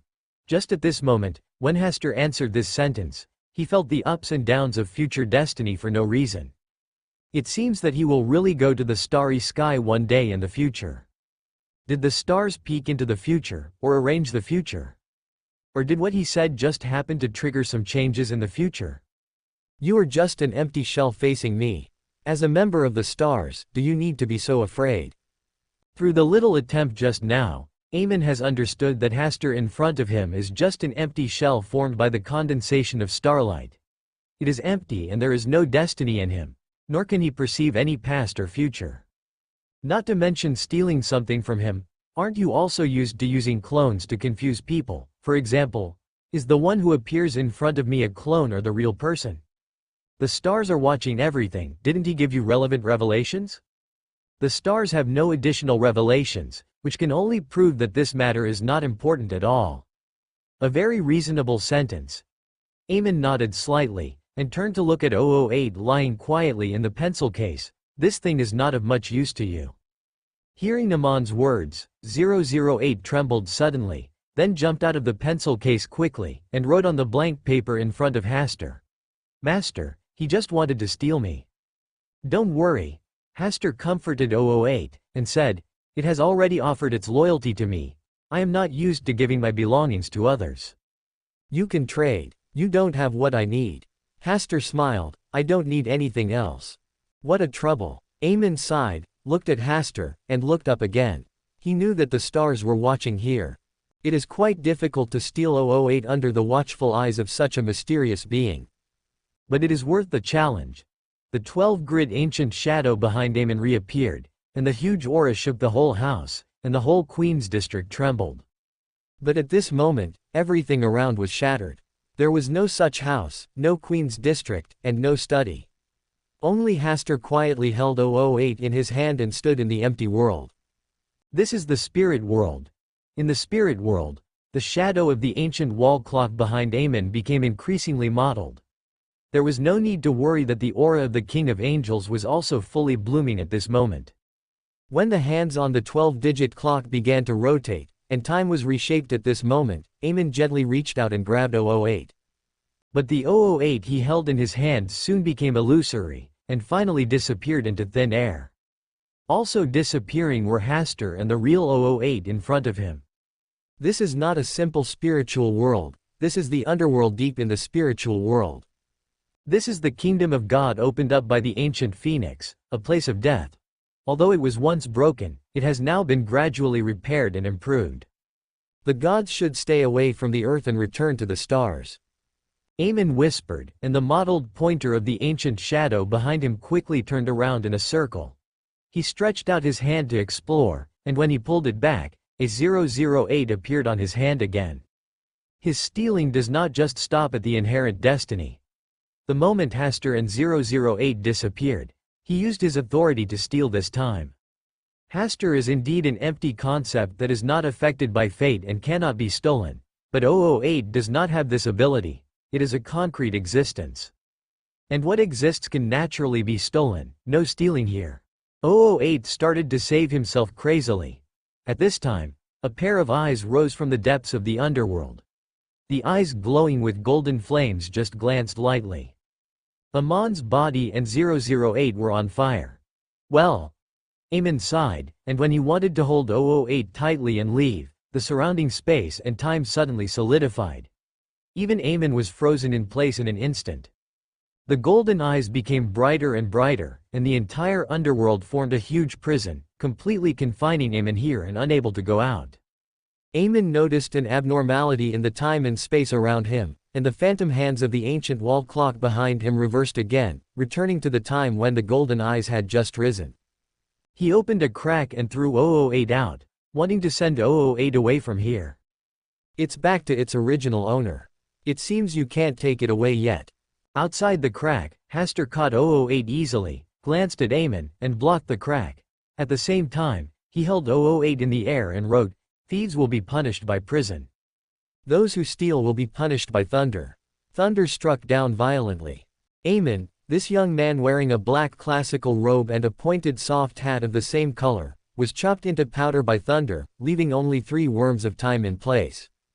In the study, 008 was still lying in the pencil case, and Hasta was still sitting in the armchair.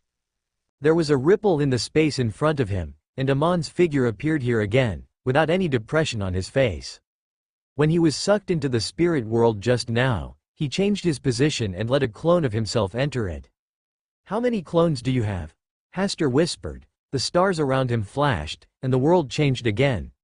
This time, what appeared in front of him was no longer the spiritual world, but the starry sky. Eamon didn't hesitate at all, turned around and left here. Even so, he once again left behind 4 worms of time. A false starry sky can make Eamon retreat quickly. It can be seen that the starry sky is still extremely terrifying for existences like them. Hasta whispered, and put away the 4 worms of time. As for Eamon, no matter whether the person appearing in front of him tonight is his true body or a clone, he needs to be peeled off before he can leave here. In order to prevent Eamon from accidentally injuring innocent people, Hasta had already remodeled his study to form a space similar to multiple spaces. Unfortunately, the authority he learned from the high-dimensional overlooker was limited. Even with the blessing of the Palace of Stars, it was still unable to compare with the real multiple dimensions. Otherwise, he could make Eamon fall into a world of illusion forever, unable to distinguish reality from fiction. When Eamon left completely, Hasta had 3 more translucent time worms in his hand. Tonight, his loot was quite generous, especially the process of peeling off the worms of time layer by layer from Amon's body, which was really a relief from stress and anger. As for Eamon, who knows where his true form is hiding? Maybe he is staying with Adam and being a good baby. In the real world, 008 is writing on a blank piece of paper. "Master, my master, you are so witty and brave. You have protected me again, woo woo." On Hasta's shoulder, Phoenix Greycarry was standing quietly. In order to prevent any accidents, Greycarry has been guarding this study.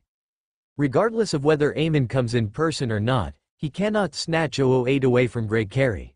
The night was still silent, with only a black cloud covering it. When a figure that did not belong to Backland slipped out of Queens, a thunderbolt fell, splitting the remaining clone of Eamon into slag, leaving only 4 translucent time worms in the original place. Boom! Several more thunderbolts came, burning the 4 time worms into powder and drifting away with the wind. The black cloud dispersed again, and the starry sky returned to its previous calm and brilliance. In the study, facing 008's flattery, Hasta admitted that he felt comfortable listening to it, but it was a trouble after all. There is no reason to guard against thieves for 1,000 days. Adam and Eamon already knew that 008 was in their hands, and they would definitely come to rob it in the future. Although it was not too difficult to protect 008, Amon's temperament was too changeable. It is possible that innocent people will be implicated one day, such as the housekeeper and maid at home, Sharon and Audrey, Greg, Marich and other friends.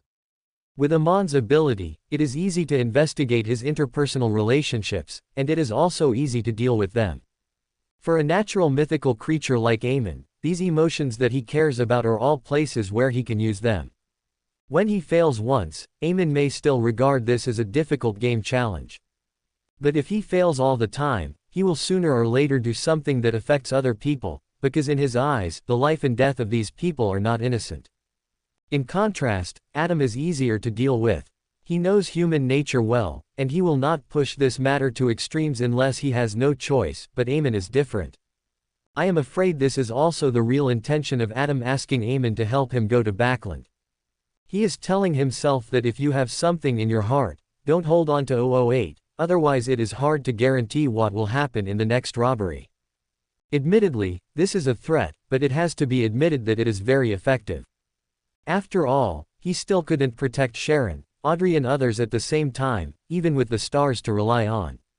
Master, you are not considering handing me over, are you? 008 is very smart.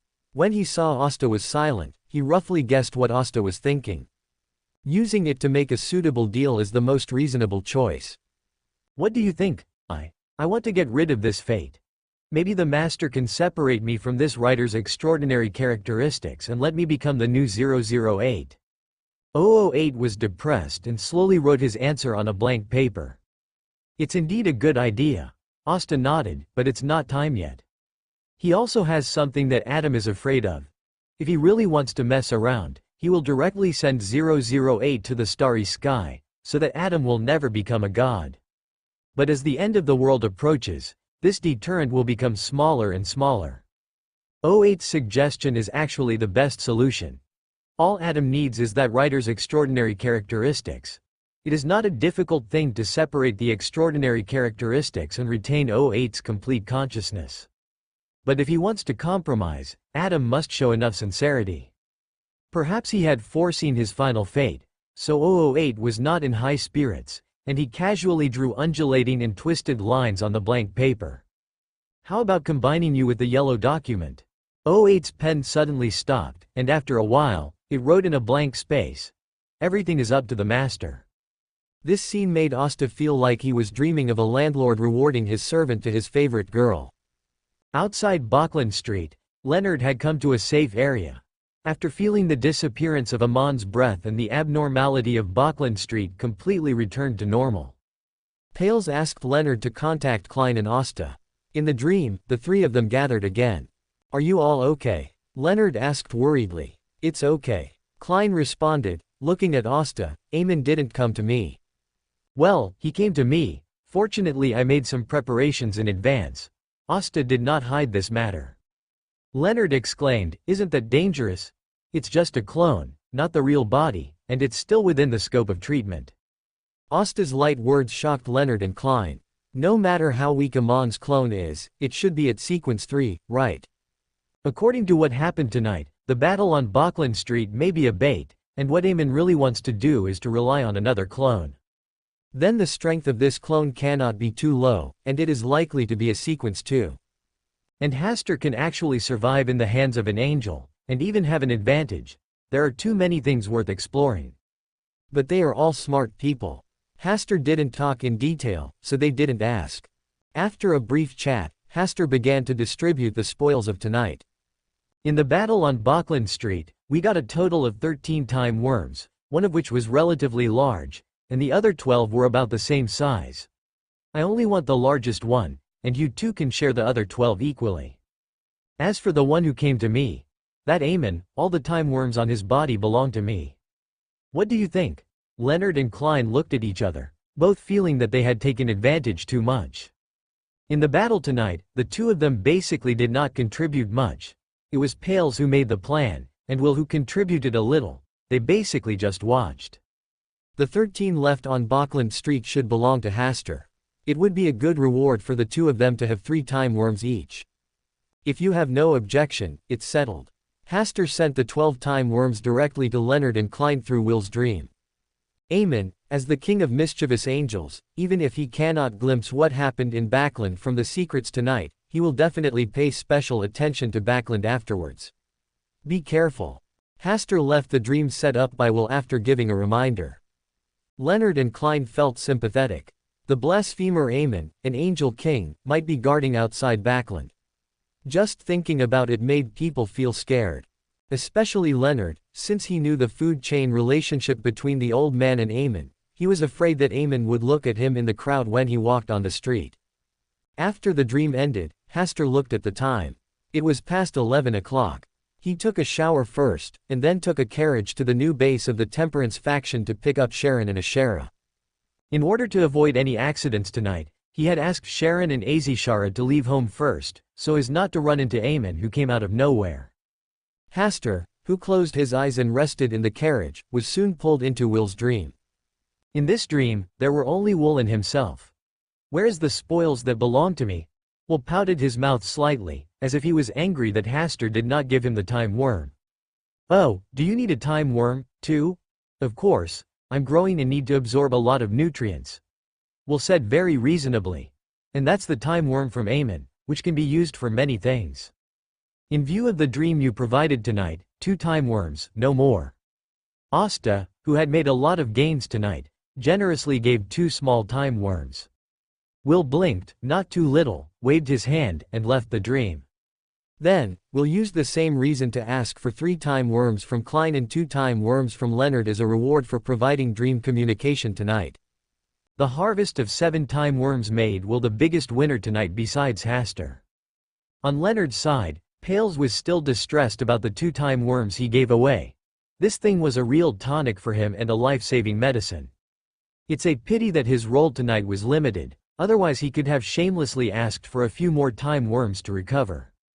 In Pulitzer Harbor, a young man with black hair, black eyes, a thin face and a monocle rode a bicycle, humming a little tune and returning to his home leisurely. With an obvious smile, he took out newspapers and letters from the mailbox. After entering the house, the young man opened the unsigned letter as he walked. "If we all lose contact in Backland, it means that this game is getting more and more interesting. What is Hasta Campbell's true identity? If he is just a simple believer of the stars, he is not capable of dealing with all of us. What kind of horrifying truth is hidden behind his powerful strength and rapid rise? I believe you will also be very interested in this question.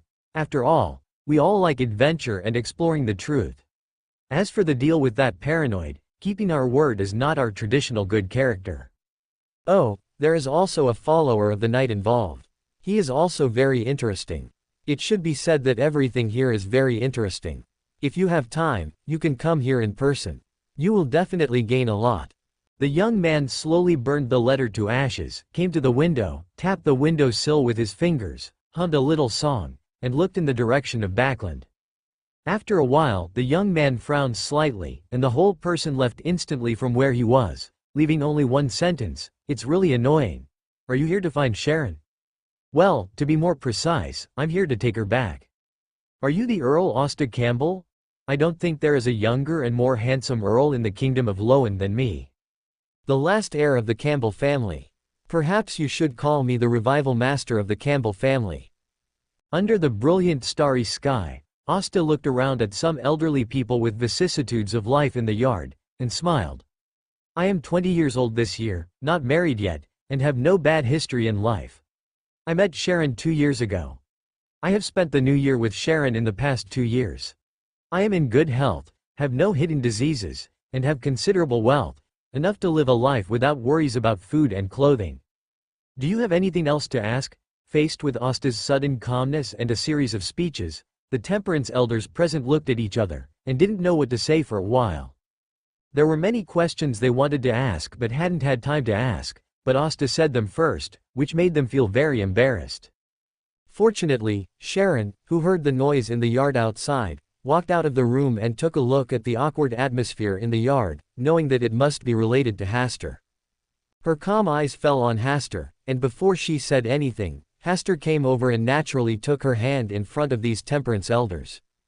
"Let's go back. Meow. Ashera, who was squatting on Sharon's shoulder, also echoed. Sharon was silent for a while, then nodded and said yes. After making a few instructions, she followed Hasta out of the yard, got on the four-wheeled luxury carriage, and left the Temperance stronghold. In the carriage, Sharon finally couldn't help asking what happened just now. They just care about us, nothing else happened. Hasta smiled and repeated what he had just said to Sharon. Sharon resisted the urge to roll her eyes at him, took a deep breath, and pretended that what happened just now had not happened. Many of those old Temperance people risked their lives to escort her out of the southern continent. In recent years, she has gathered them in the base of Backland. Unless their teacher comes out again, they will live a peaceful retirement life in Backland. I understand that the elderly are most concerned about whether their children and grandchildren are happy. I just show them my advantages in all aspects so that they can rest assured to hand you over to me. Sharon didn't say anything else. She knew that Hasta came to pick her up so late just to make the relationship between the two public in front of the Temperance people. Hasta didn't say anything else. What he was really worried about was that he was afraid that Eamon had another clone hiding in Backland, so it would be safer to take Sharon to his side. After returning to the villa, Hasta went to the study again and gave the 3-time worms to Mrs. Lisa, who had worked hard tonight, and asked her to send some yellow monks to monitor any movement around. Especially seeing people wearing monocles, they must be vigilant. On Buckland Street, Klein stood in front of the window, looking at Hazel's house at number 39, which was surrounded by the night watchers and the police, and sighed silently. The most innocent and pitiful people who appeared this time were Hazel's family. Hazel saw with her own eyes that her beloved parents and familiar people turned into Amon's appearance one by one, especially the image of wearing a monocle. From a long distance, Klein could hear Hazel's crying from a complete breakdown. If it weren't for the extraordinary people of the night watchers who helped her stabilize her emotions and put her into a coma, she would have been mentally ill long ago. Klein still sympathized with this kind-hearted little girl, and at the same time, he had a clearer understanding of the bad nature of Eamon, the blasphemer. I should have been promoted earlier, otherwise if I met Eamon again, I don't want to wear a monocle. Seeing that the night watchers and the police had already controlled the situation on Hazel's side, Klein lowered the curtains and lay on the bed, thinking about which day would be more suitable to sneak into the depths of St. Samuel's Church. After thinking for a while, he suddenly sat up straight. He is now the follower of the goddess of night. If he wants the magic formula of the trickster, does he need to sneak into the St. Samuel Church to steal? Can't he directly seek the blessing of the goddess of night? Moreover, he only got the help of the goddess of night tonight, and it is not appropriate for him to think about sneaking into the church dedicated to her. And Ms. Ariana, she must still be in Backland, maybe temporarily living in the St. Samuel Church. In this case, it is basically impossible for him to sneak in and steal. After thinking for a long time, Klein looked at the time. It was about 1:30 in the middle of the night. The night has not faded yet, and it is still dark and gloomy. It is a good time to pray to the goddess of night. Well, it is a good time to report the results of tonight's battle. Klein got up from the bed and lit the candles symbolizing the goddess of night and secrets in the same way as he arranged the altar before. I pray for the power of the night. I pray for the shelter of secrecy. I pray for the favor of the goddess. In order to express his piety, Klein offered the 3-time worms he got tonight as sacrifices to the goddess of night. But after waiting for a long time, the goddess of night did not respond to his ceremony. In the end, Klein only waited for Ms. Ariana, who was wearing a simple linen robe. Klein looked at her embarrassedly and said respectfully, "Ms. Ariana, good evening." "Good evening." Ariana nodded slightly, looked at the altar and the 3-time worms that Klein sacrificed. The goddess likes the peace of the night, although she is willing to respond to the prayers of believers.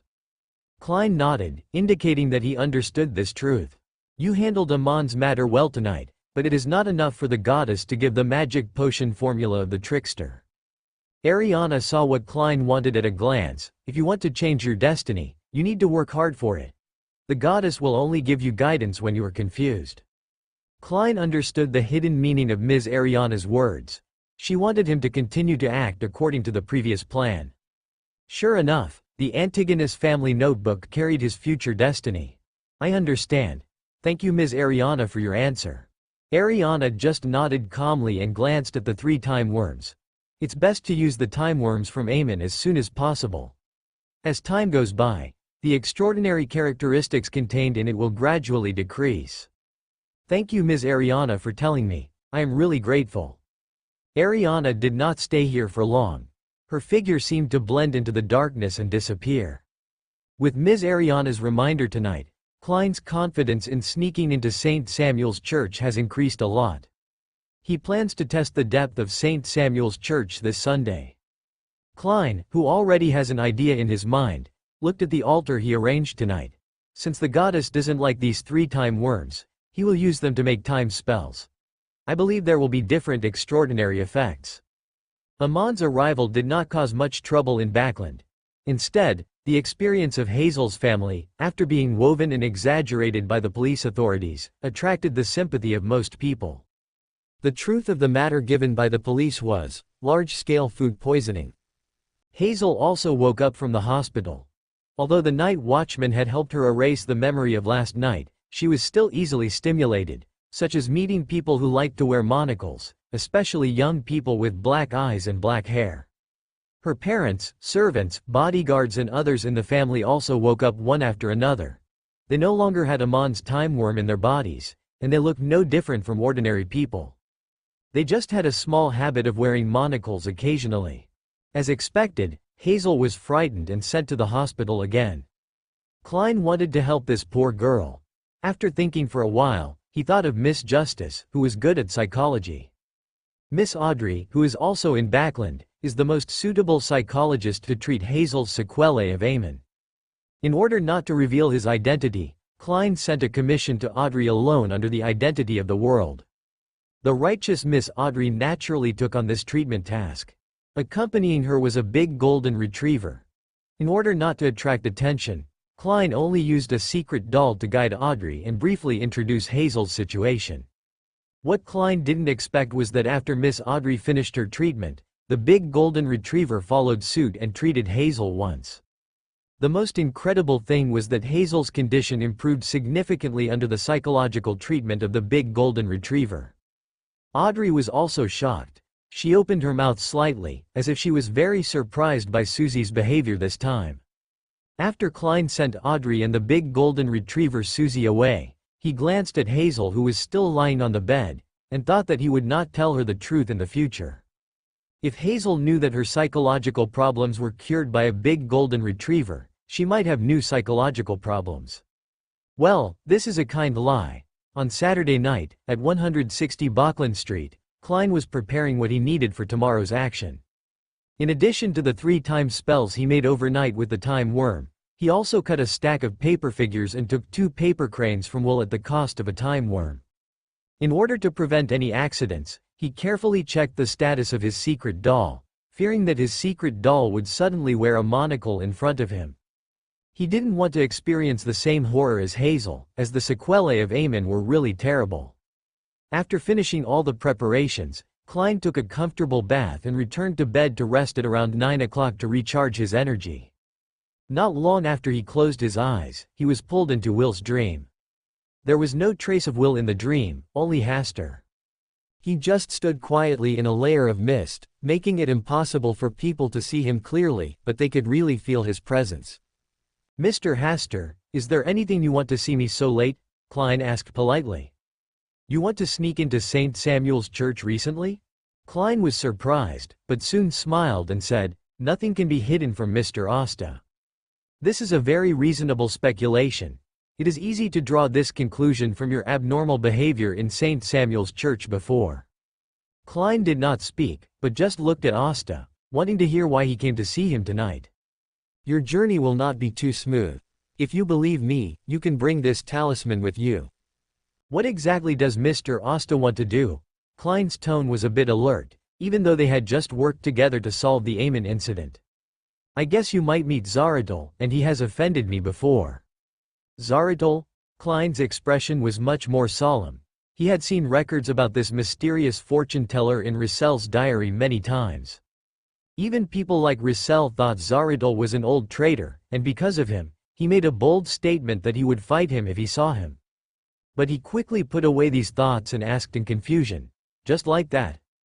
For you, this is also a good thing. After all, you are the one who is on the same extraordinary path as him. Klein was silent, then laughed. It seems that I need to trouble Mr. Asta this time. As long as you don't think that I am using you to test Zaradul. You know what, I really think so. Klein smiled in his heart. I just want to believe in Mr. Asta's kindness. After the dream ended, Klein's palm quietly lay a silver spell with a starry sky on the back. The smooth twisted lines on the front and the faint aura all proved that this was not a simple spell. What made him even more curious was that the aura on the surface of the spell was very similar to the metal of the night that Ms. Ariana gave him that night. Does it also have a secret authority? Klein looked at the talisman for a while, then lay on the bed for a while, then stood up and put the talisman in the bedroom, then went to the bathroom, came to the gray fog, and began to divine the risks of sneaking into St. Samuel's Church tomorrow night, and the changes that Mr. Hasta sent this talisman might cause. Believe it or not, but verify it. The result of the divination was similar to what Hasta told him.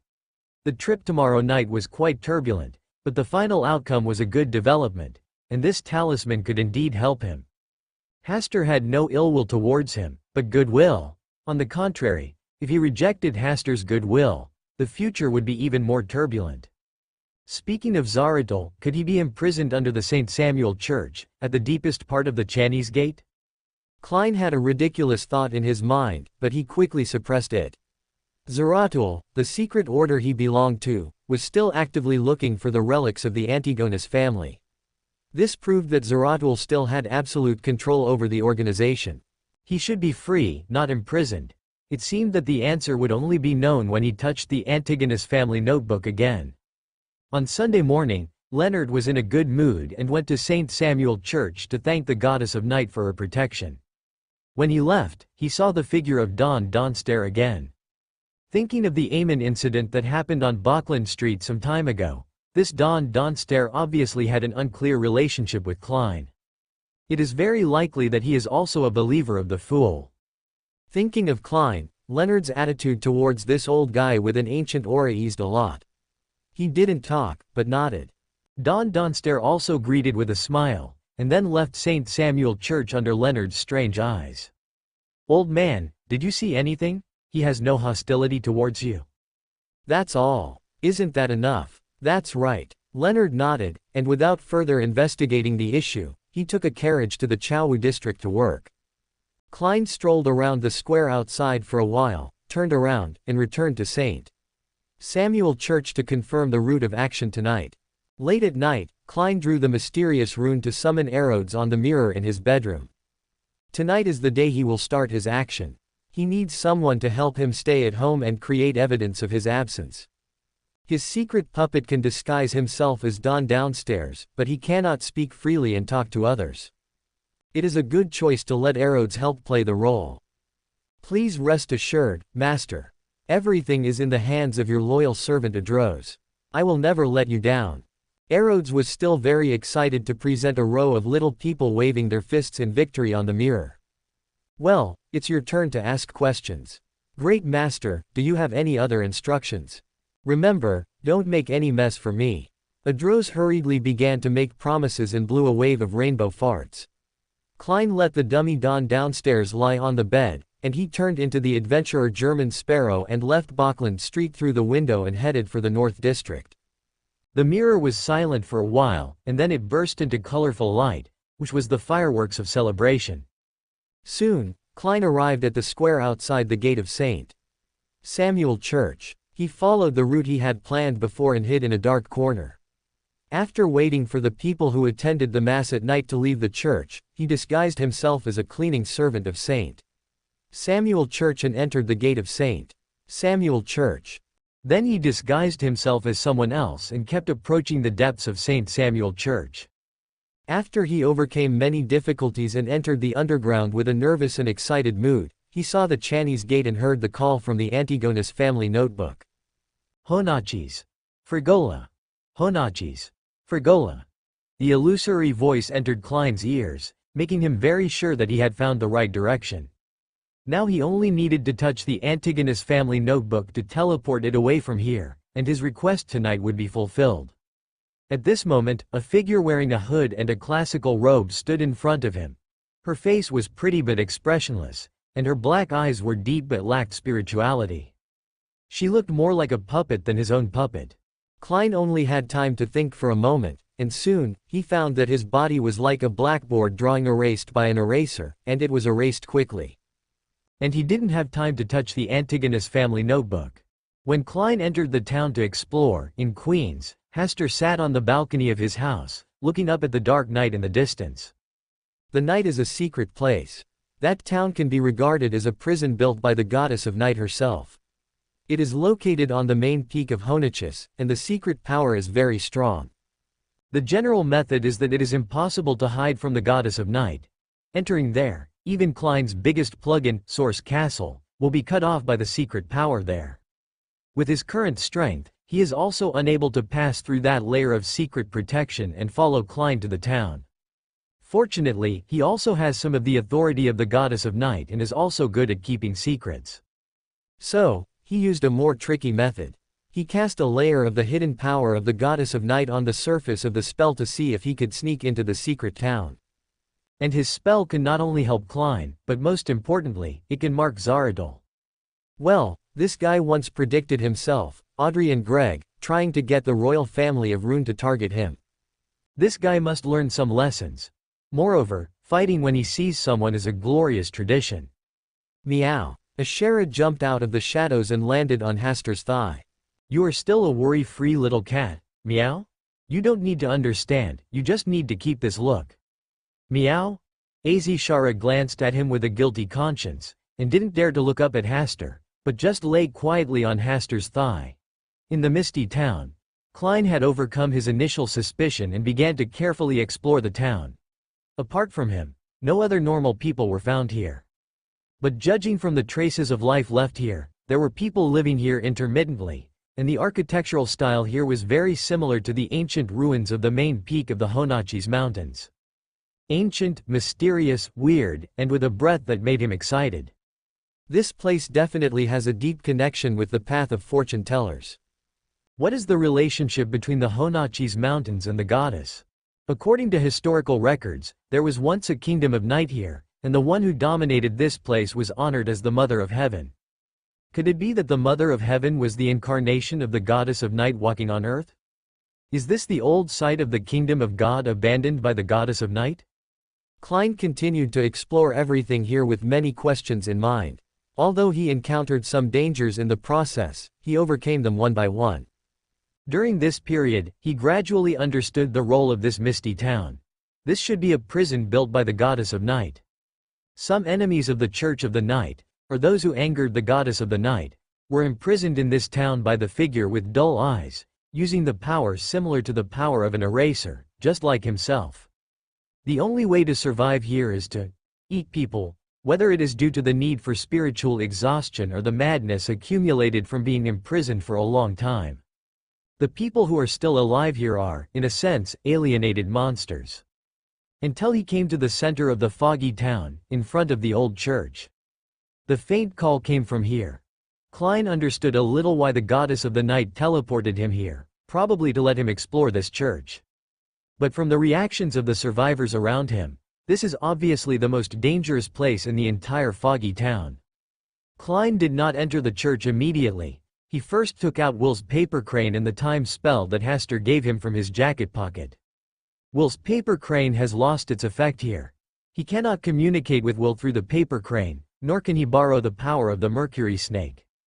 On the other hand, the time spell with a starry sky on the back that Hasta had given him was still flashing with a thin layer of starlight. It only needed to be gently stimulated with spiritual power to bring out its original function. This made Klein feel a little more at ease. He put Will's paper crane back into his pocket and stuck the time spell on the palm of his right hand so that he could activate it at any time. He looked up at the ancient and dilapidated church. According to Hasta's previous reminder, Zaradul should be inside. Could it be that Zaradul was really imprisoned here by the goddess of night?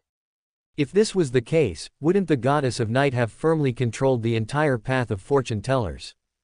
No matter which extraordinary person on the path of fortune-tellers, as long as they wanted to be promoted to a higher sequence, they had to obtain the permission of the goddess of night.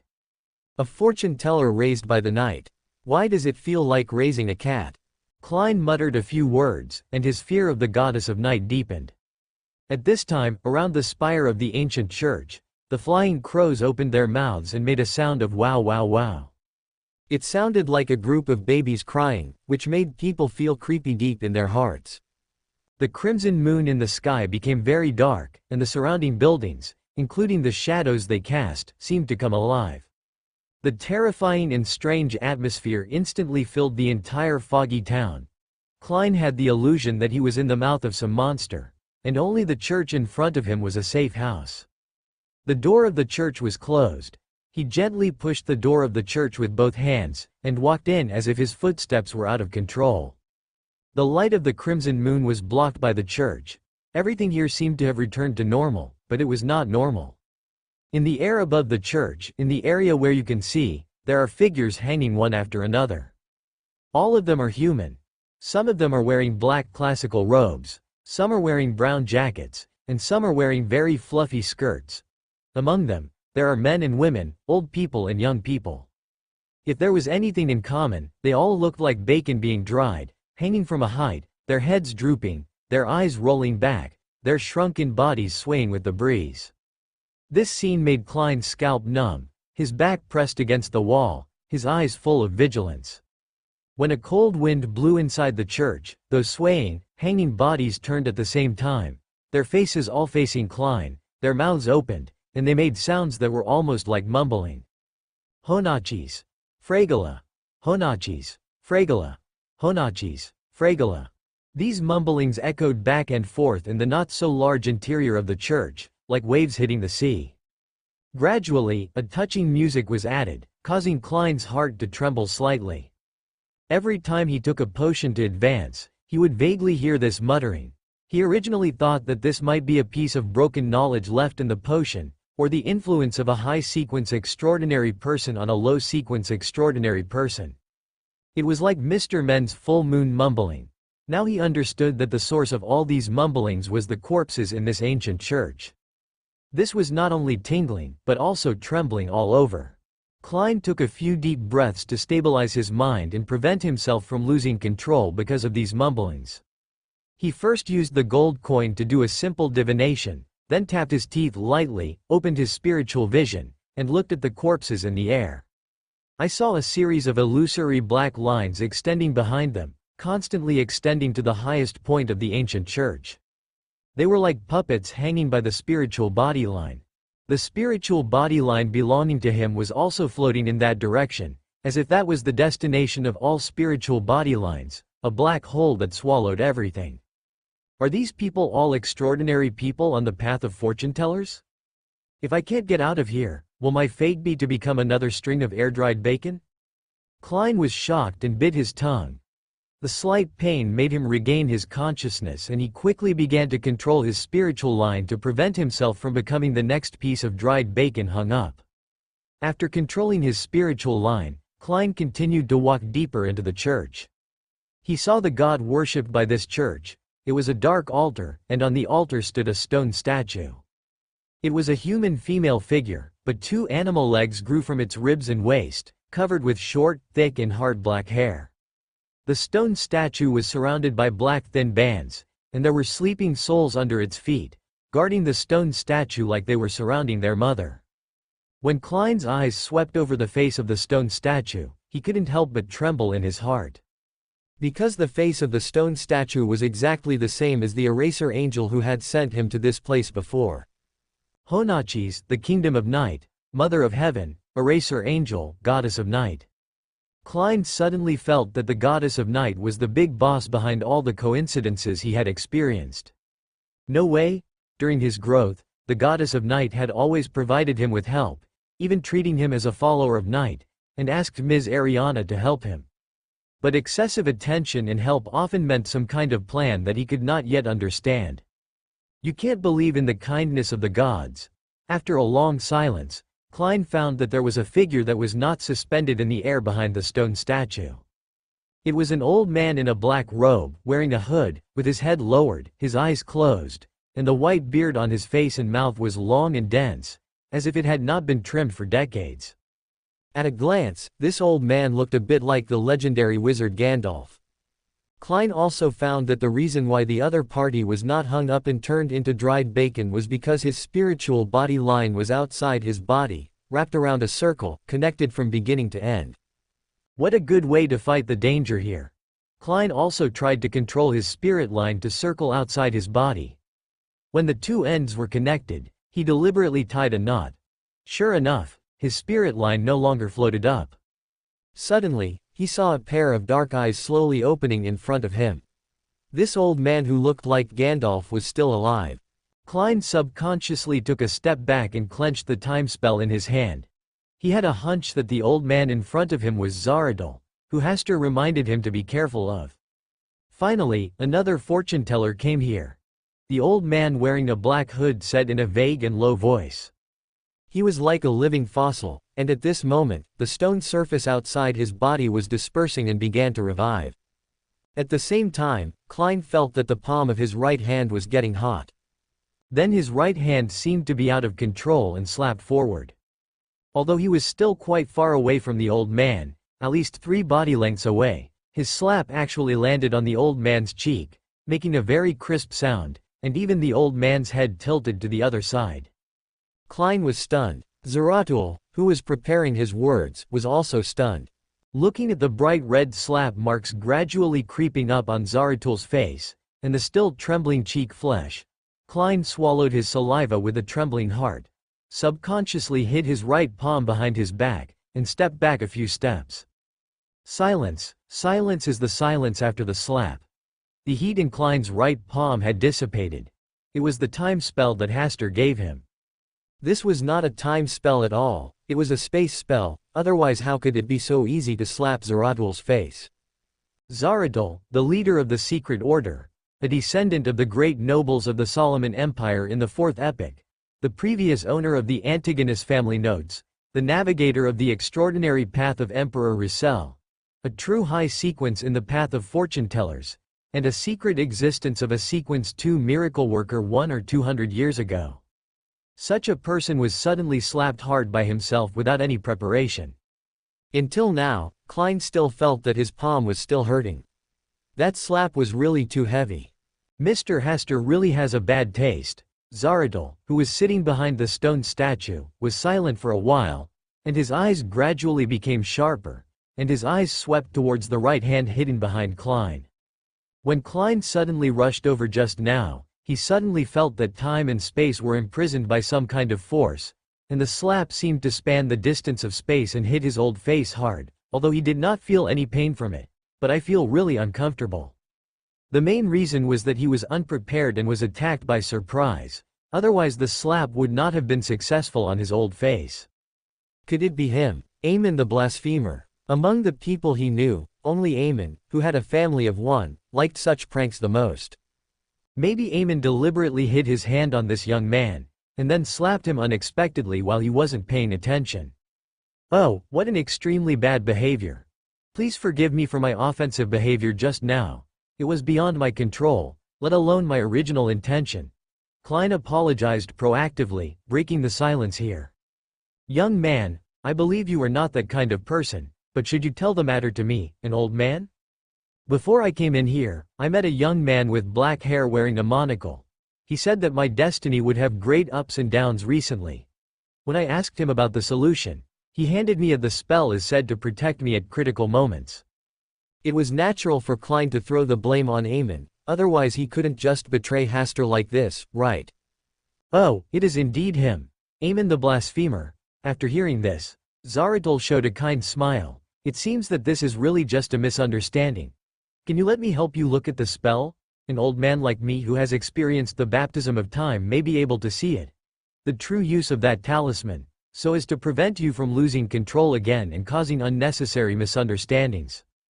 Klein originally wanted to find a reason to refuse, but the talisman in his palm suddenly heated up again, as if to indicate that he would hand the talisman to Zareth in front of him. Such a performance made Klein reasonably doubt whether Hasta was watching every move happening here through a screen. All right. Klein reluctantly agreed, stretched out his right hand hidden behind his back, and took off the time charm attached to his palm. Zaradul did not ask Klein to hand the talisman to him immediately. Instead, he looked at the talisman that suddenly slapped him from a certain distance. With hidden power, no wonder it can be hidden. Zaradul murmured and carefully observed the twisted lines on this spell. Let me see the back of this charm. He couldn't tell much just from the twisted lines on the front.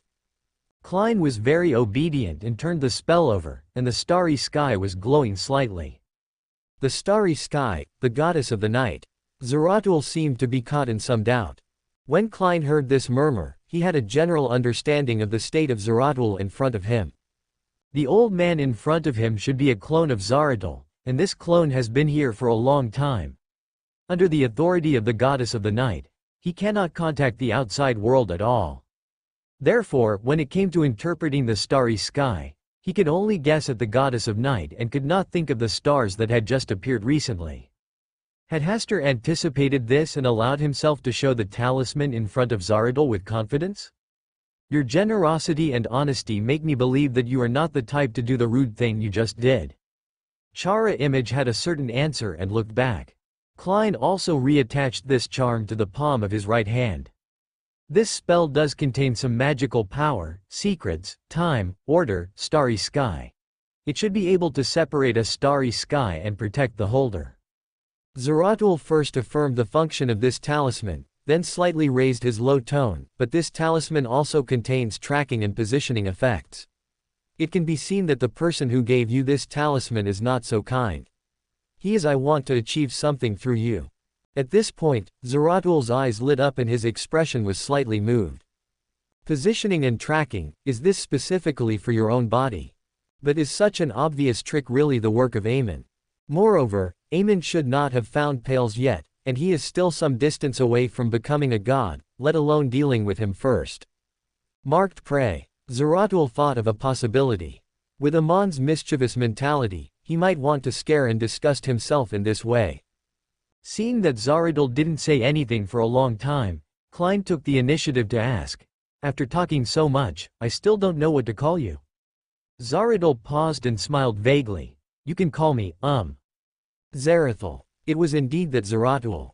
It seemed that Hasta had not slapped the wrong person. Klein's originally somewhat guilty mood suddenly relaxed a lot. If this person was not Zaradul, it would be really bad to slap an old man for no reason. If it was Zaradul, then there would be no problem. Just think of it as a fight for Emperor Russell. He wanted to beat Zaradul up. Do you know me? Zaradul's calm eyes, like a lake that had been silent for countless years, could easily reflect Klein's mental state. He knew that his emotions fluctuated when he heard his name. I've heard of this surname. In the historical records of the Fourth Epic Empire, it is a very remarkable surname. Klein tried his best to keep himself calm, so as not to let Zaradul see through his thoughts easily. The Fourth Epic, it's so long ago. Are young people today also interested in that dusty history? I majored in history when I was in college, so I have some knowledge of these ancient pasts. If you want to ask about the history of the Fourth Epic, I may be able to give you some answers, and maybe it can subvert your understanding of the current history. At this moment, Zaradul was like a kind and enthusiastic old teacher, with a light of reminiscence in his eyes. That's great. Klein himself was indeed interested in the foggy history.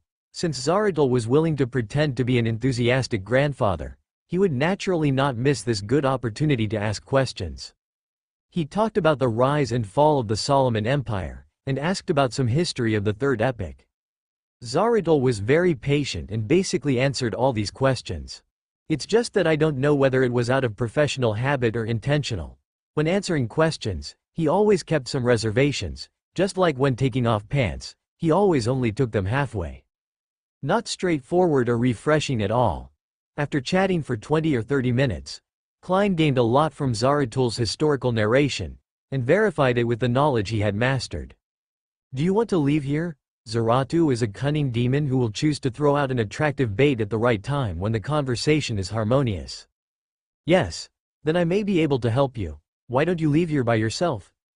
Hee, I am already dead. The me standing in front of you is just a historical image captured a long time ago. Zaratu said this very easily, but it gave people a very pretentious feeling, which was more subtle than Russell's pretentiousness. If you have the opportunity to reach the peak of this extraordinary path, you will naturally understand that history is our best friend. I hope I can reach that step and see it with my own eyes. Seeing that Klein seemed to recognize him, Zaratu said the way to leave here. At the end, he sighed and said, I just hope that my ashes can be scattered in the Sorrenzo River near Trier, the capital of Intis. That is my hometown and the place where I was born.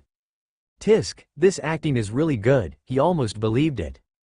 If Zaratul was really dead, Hester would never come in to deal with him, and the secret order is still active in the mysterious world and has been pursuing the Antigonus family nodes.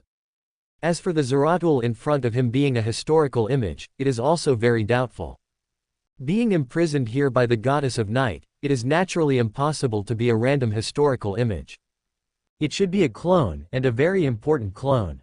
Klein agreed while thinking about the next countermeasures. I can also tell you the formula of the magic potion of the trickster, just as a reward for asking you to bring my ashes back to my hometown. This reward is really generous, Klein complained, and then agreed to it with a smile. The Sequence 4 trickster was originally his target for this risky sneak into the Church of St. Samuel. Your status is so high. If your ashes are dumped into the Sorrenzo River, won't it cause mutations in the creatures in the river? Zaratul smiled and said, this is not something to worry about. My ashes have lost their extraordinary properties and will not cause any abnormalities. Then I feel relieved. Klein felt that he could squeeze out more useful knowledge from Zaratul before he tried to leave. What is the origin of this stone statue? He is a descendant of an ancient god. Zaratul laughed and said, he has a brother, you should be familiar with him. Antigonus. Antigonus. Kingdom of Night. Honachis. Frigola. Klein began to gather these fragmented intelligence together and sort out the general story. After squeezing out a lot of extraordinary knowledge from Zaratul, Klein briefly left the church and went to look for the obsidian mentioned by Zaratul. This object is a must to open the door here, in this foggy town. After searching for a while, Klein finally found the obsidian. He returned to the church and faced Zaratul again. He found that he seemed very sure that he could find the obsidian he needed. Can he see my future? Klein handed the obsidian to Zaratul with doubts. Zaratul nodded and said, you are a very lucky person. I have always thought so. That's good. Only lucky people can go further on this path. Thank you for your good words. After a few pleasantries, Zaratul told Klein the door opening symbol and the magic formula of the trickster, and even said in a teasing tone, you can try to divine whether this magic formula is true. I believe in your character, Klein said with a smile. Too much trust in one person is not a quality that a qualified extraordinary person should have. Yes, so I don't believe you at all in my heart, Klein still smiled. The door opening symbol that Zaratul taught him is roughly the same as the complex symbol provided by the Antigonus family notes through the Doom puppet. But there are still some subtle differences in the details between the two. The crescent pattern and a broken line mark are swapped. As the first owner of the Antigonus family notes, Zaratul absolutely could not remember this symbol wrong. The reason for the difference must be that Zaratul has some conspiracy. Fortunately, I knew about this complex symbol in the Antigonus family's notes in advance, otherwise I would not be able to see Zarat's calculations in this regard. All the conditions are in place, you can go and open the escape door. At this point, Zarat looked at Klein again and laughed. Young man, don't forget to take my urn. As soon as the words fell, his whole body broke into countless tiny light spots, spreading to the surroundings, and then merged into the void. And where Zarat had just sat, there was a tin white jar left. The pattern on it was very simple, and there was nothing special about it. Klein controlled his secret puppet to pick up the urn and gently opened the lid. It was full of gray-white powder and particles. It was really ordinary ashes. Who cremated Zarat? Did he cremate himself? Then how did he put it into the jar after cremation? Klein speculated with a bit of evil interest while coming to the wall behind the stone statue of the Mother of Heaven. There was a concave place there, which seemed to be almost the same shape as the obsidian. Klein watched for a while, then placed the obsidian into the depression and began to draw the complex symbol that Zaratul had just taught him. When he came to the place at the end where the difference appeared, he was thinking about whether to choose to believe Zaratul or the Antigonus family notes, and the time spell on the palm of his right hand began to heat up again. The twisted symbol on it was glowing, and then floated up to the height of a finger, and began to reorganize again, turning into a new complex symbol. The new complex symbol was imprinted into the spell, and the entire time spell was in a semi-activated state. It only needed a light touch to be fully activated.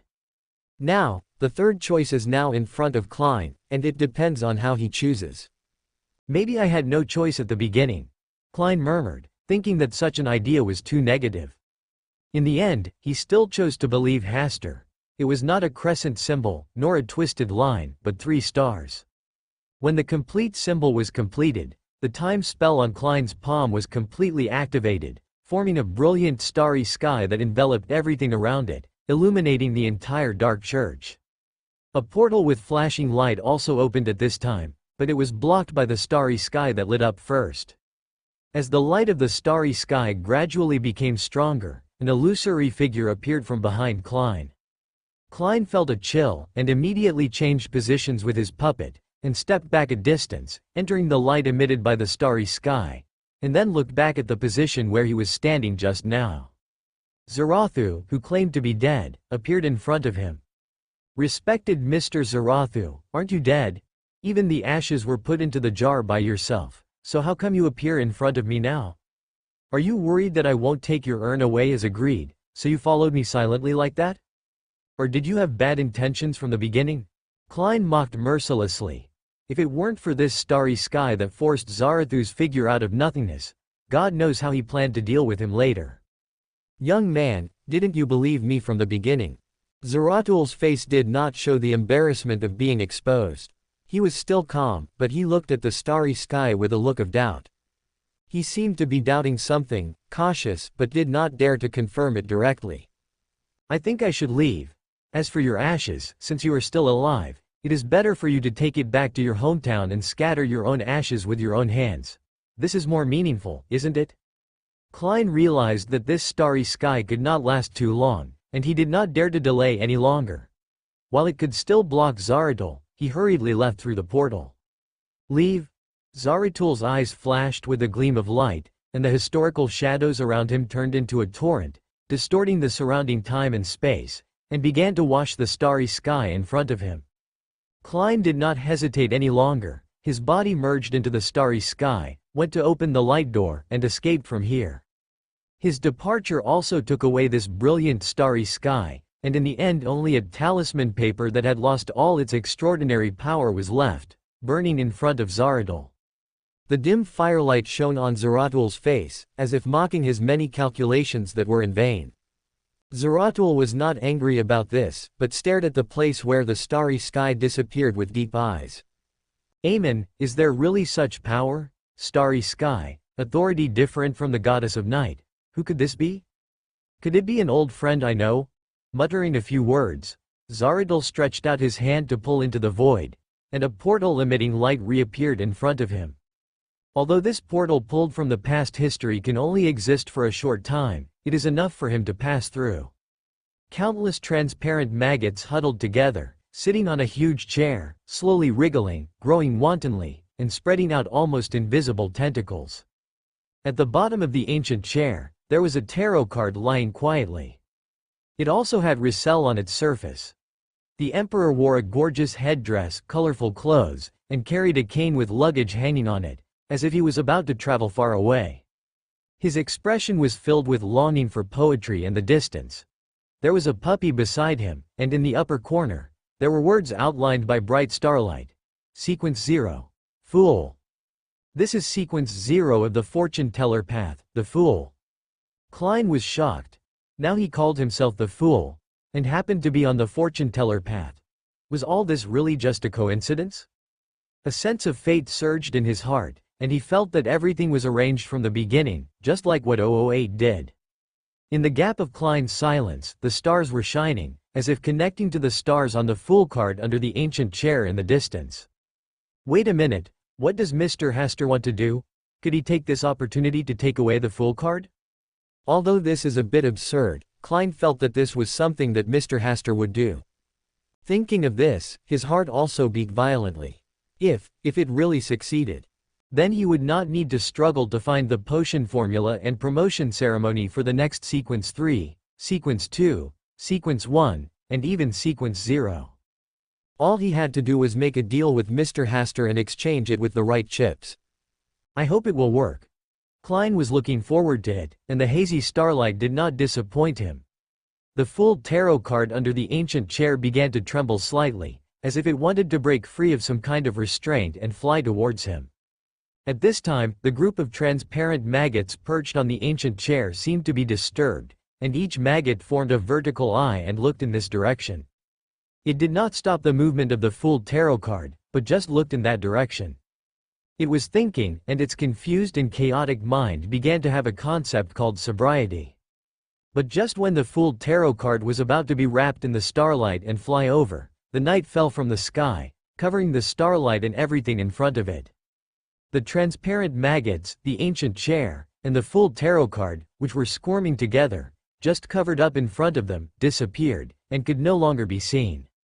Failed. Mr. Hasta's plan to steal the Fool tarot card failed. Klein felt sorry for this from the bottom of his heart.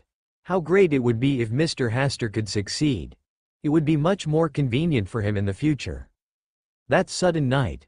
Was it the goddess of night who stopped Mr. Hasta's plan?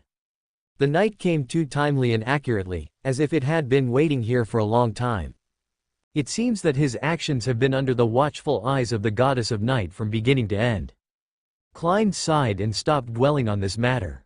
In the world where the night spread, the starry sky was still brilliant, in the study of a luxurious villa in Queens.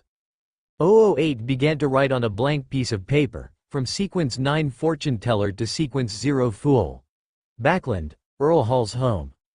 The setting sun was projected from the other side of the mountain, covering the beech trees, glowing golden, like a piece of gold waving in front of her eyes. Susie, who was bored and napping on the grass after her books were confiscated, glanced at Audrey, who looked at her from time to time and asked for help. It knew what Audrey wanted to do now. Monday afternoon was an extremely mysterious day for Audrey. She always found excuses to hide in her room or the bathroom alone. Unfortunately, Mr. Hasta came today, and the two of them were chatting happily. The clock gradually pointed to 3 o'clock in the afternoon. Audrey wanted to get up and leave halfway and go to the bathroom, but she felt that it was too rude to leave Mr. Hasta for such a long time. She didn't want to pretend to faint in front of Mr. Hasta, so she could only ask for her help. It didn't start to act immediately, but still lay lazily on the grass until Audrey promised to return the books she had collected. It turned over lazily and stood up. It walked gracefully to Hasta's feet, raised its hind legs, and prepared to pour a little not-so-graceful liquid on Hasta's feet. This behavior was very rude, especially for it, but it was a very effective method. Once it succeeded, Mr. Hasta would definitely leave in one step and end today's meeting. Originally, it planned to pretend to accidentally hit the corner of the table to make the table tilt, so that the cup of hot tea would fall on Mr. Hasta's clothes. But it knew that with Mr. Hasta's ability, he would definitely be able to avoid such a small accident. Audrey's cheeks were flushed. She knew Susie's intention, but she didn't point it out to remind Mr. Hasta. Such willful behavior made her feel that her conscience was being slightly condemned. But to Susie and Audrey's disappointment, Hasta just stood up from his position and took 2 steps in Audrey's direction. He stretched out his hand and gently stroked Audrey's head, brushing off the yellowed leaves that had fallen from her hairpin at some point. This action was a bit intimate. Audrey just sat quietly, her face blushing a little, letting Hasta's fingers gently brush her ears. "Oh, Susie, how can you be so rude in front of Mr. Hasta?" When Hasta looked back and looked at the golden water stain under his seat, Audrey spoke first, reprimanded Susie, and asked the maid to take Susie away. "Mr. Hasta, let's leave here first." "Well, okay." Hasta nodded and looked at Susie, who lowered her head and drooped her ears. "Susie, I believe you must not mean it. This is just an accident, isn't it?" Susie's head drooped even lower. She knew that Mr. Hasta had seen that her rude behavior just now was intentional. Mr. Asta, are you not busy this afternoon? No, I just want to talk to you more. Audrey's mouth corners slightly raised, but when she thought that it was almost time for the tarot club to start, she began to worry secretly in her heart. Although Mr. Fool said that if something happens, you can postpone your response and go to Grey Mist to attend the tarot club later. Miss Justice has always been a model in the tarot club. Being late is a very rude thing for her. But she couldn't think of any good way to refuse Mr. Asta. Alas, if it really doesn't work, she can only choose between pretending to go to the bathroom and deliberately getting her dress wet. In fact, Susie should have hit the corner of the table on her side just now, and she would definitely not dodge the cup of hot tea. Although it looks a bit embarrassing, at least it can buy time for herself to attend the tarot club. Good time always passes very quickly. It should be 3 o'clock now, right? As the two walked along the path, Asta suddenly said something, and the maid accompanying them reported the exact time, which was only a quarter of an hour away from 3 o'clock. There is almost no time. Audrey rarely felt a little anxious. Audrey, are you still thinking about what happened to Susie just now? Yes, it was too rude just now. It used to be very well behaved. We should allow it to make some mistakes. Mr. Asta, I also want to make some mistakes. You should also understand my difficulties, right? Audrey thought quietly in her heart. Asta looked at Audrey's inadvertent expression and found it very interesting. Seeing that she was in trouble, he couldn't bear to tease her anymore. I feel a little tired. Can I rest here for a while? Of course. Audrey's eyes lit up instantly, sparkling. Perhaps she felt that her words contained too obvious a tone of joy, and Audrey blushed and added, I am a little tired too. Soon, under the guidance of the maid, Audrey returned to her room, and Asta went to the guest room. Countess Hall had already prepared a special guest room for him at home. As soon as she returned to her room, Audrey quickly found an excuse and asked the maids to wait outside the door. She looked at the wall clock. Fortunately, the hands just pointed to 3 o'clock. She had just laid down on the bed and hadn't even pulled up the quilt when she heard the familiar voice of Mr. Fool. Mr. Fool, good afternoon. Today's Miss Justice was still so perfect. Audrey looked at the tarot club with a guilty conscience. She almost missed the tarot club because of love. Fortunately, everything was perfectly resolved. After finishing this week's tarot club, Audrey hummed a little tune, got up from the bed, turned a beautiful circle in front of the full-length mirror, and then opened the door. She did not see Susie. The maid said that Susie was in Mr. Asta's room. She thought about it, went to the kitchen to ask for a dessert that Mr. Asta liked, and then came to Mr. Asta's room. Before she opened the door and went in, she heard Mr. Asta and Susie talking in a low voice. Oh, Susie, we should be considerate of Audrey. Everyone should have their own little thoughts. This is a legal right. Woof. Do you want to say whether Audrey can fulfill the promise she made to you just now? Woof. I think she will. She won't blame you so much, even if you really messed up things just now. Hearing this, Audrey's face turned red, and she almost covered her face with her hands and turned away. What I instructed Susie to do was known by Mr. Asta. How should I face him? At least not today. Audrey looked at the desserts that had been served, took a few deep breaths, and then asked the maid to knock on the door and go in. The maid put the desserts away and left. Susie also showed an expression of understanding, left the room consciously, and even urged the maids to close the door. Mr. Asta. Audrey was like a little girl who had done something wrong, uneasy. If Susie was also in the room, she could open the topic and break the silence by scolding Susie. But Susie had already cut off this possibility, and now she is getting smarter and smarter. She almost doubted whether Susie's mistake just now was a real mistake. At 4 o'clock in the afternoon, Asta left Earl Hall's house with satisfaction.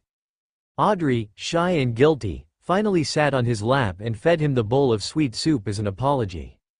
This made Asta wonder whether he should choose Monday afternoons to visit in the future. After all, teasing Audrey like this is a very interesting thing. It seems a bit unfair to Audrey. But thinking of Audrey's shy and cute appearance just now, this can also be regarded as a kind of interest. At night, Asta sat in the study and began to read the spoils he got last night, the entire content of the Fool tarot card, from sequence 9 fortune teller to sequence 0 fool. He originally just wanted to make an attempt to see if he could use the time spell to locate the foggy town so that he could observe it in the Hall of Stars. The result of the attempt was very vague. The authority of the goddess of night there was very great, and the attention was very high. He could only roughly sense what Klein encountered, and other aspects were covered by the darkness. When he sensed that Klein saw in Banu sitting on the ancient chair, he tried to take away the Fooled Tarot card while the power of the spell had not disappeared, satisfying his desire to collect 22 tarot cards into a set. After all, since he came here, he always felt a little bit of loss if he didn't take something away. But in the end, he was still interrupted by the goddess of night. Otherwise, and Banu would not have stopped his behavior. His condition was really bad. After reading the contents of the Fooled Tarot card, Asta tapped the table lightly with his fingers. He was thinking about whether to reveal the news he had learned to Klein. But the goddess of night allowed him to enter the misty town last night, and her attitude towards him and the Yellow Monk organization was quite good in the past. Should I interfere with her show of goodwill and win over Klein? Don't worry, just collecting the extraordinary materials of the trickster and playing digestion will be enough for Klein to be busy for a while. After solving this matter, there is only one other thing left, Zaradul. His clone also left the misty town and successfully merged with his original body, regaining sobriety and no longer crazy. It's time to find a better time to knock or scare him. Should I pretend to be Aemon? Asta was thinking, and Azishara slipped in from the window, jumped on Asta's thigh and sniffed, and her small nose moved. There's the smell of that big yellow dog again? Meow? Azishara raised her eyes pitifully, and rubbed her cheek against Haster's thigh. What's wrong? I haven't restricted you from eating dried fish recently. Meow. Azishara made a wronged sound. This problem is much more serious than eating dried fish, and she feels that her status is being threatened. Originally, she thought that the big yellow dog was stupid, but after really interacting with it for a while, she realized that it was not an ordinary dog. It was an extraordinary dog, and it took magic potions like itself. Not only can it talk, but it also likes to read books, work hard, and is very good at observing words and expressions to please its owner. In comparison, it is very lazy. Of course, it is impossible to work hard, and at most it can make a living by being cute. Don't think too much, I only have you, a little cat. Haster touched Azishara's head lovingly. Meow. Azishara was very happy to rub her head against Haster's palm. But soon, its eyes widened slightly. The owner only has one cat, but he also only has one dog. Meow. It lay on its owner's lap and fell into melancholy thought. Azishara, are you missing Sharon? Haster said to himself. It's been a long time since I last saw her. You know, she always likes to be shy, and then hides in the mirror alone and doesn't come out. Meow. Ashera really wants to tell her master that she doesn't miss Miss Sharon that much now, and it's been less than 3 days since Miss Sharon last left, right? Okay, I listen to you. We will pick her up tomorrow and then take you to the spirit world. Meow. Ashera fell into even more melancholy contemplation. Backland is still very quiet today, just like the gray weather above his head, silent. In Chow Wood District, Leonard was sitting in his office. Just like the gray weather outside, he was struggling with one thing. 2 days ago, someone secretly broke into St. Samuel's Church and touched the inside of the Chinese gate, but the church did not notice anything. This was a serious dereliction of duty, and it disturbed the goddess's sleep. Archbishop Anthony was furious about this and sent many people to start a careful investigation of the surrounding area. When he learned about this incident, his first reaction was that it must have been done by an old guy named Don Downstead. He went to St. Samuel's Church every day when he had nothing to do, so he must not be holding back any good ideas. It stands to reason that he should report this suspicious person to his superiors, but the relationship between Don Downstairs and Klein is very delicate, and he is worried about Don Downstairs' strength, so he has been struggling. Old man, what do you think I should do? What do you think distinguishes curly baboons from humans? Looks like, no, it's thinking. Leonard sighed. Old man, I'm just afraid that after reporting him, he will report you back. I don't need to worry about this. Before Leonard could say anything, another old man's voice came out. Do you think the goddess of the night really knows nothing about my existence? So that's it. Leonard thought for a while and decided to talk to Klein first before talking. However, he could only passively wait for Klein to come to him in his dream. He no longer had the insect of time to pay for the way he entered the dreamland before. Asta should know Klein's specific contact information. In the afternoon, Leonard wore a black coat and took a carriage to Queens. You want to report Shane Downstadt? After hearing Leonard's purpose, Hester almost couldn't help laughing. Going to Klein to ask if he should report Shane Downstadt, doesn't that mean asking Klein to report him on his own? Asta, do you also know that Don downstairs? No? Are you familiar? Quite familiar. Then do you think I should report him? I think this issue should be left to Klein to worry about. After all, you are so troubled because of him. At night, the familiar dream appeared again. Leonard got his wish and saw Klein, the intact Klein. Don downstairs, this is just a superficial identity. He can be Don downstairs, and sometimes I can be Don downstairs. Klein still felt the need to make it clear to Leonard, lest he really go and report him. Klein, you're hiding very well. Leonard smiled. I think it's better to report you, lest you always hide in the dark. How much reward did the church offer? You still care about this? Leonard recalled. This matter was searched secretly, and there was no big reward. That's a pity. You still want to report yourself? Since you're going to report me, I might as well report myself first.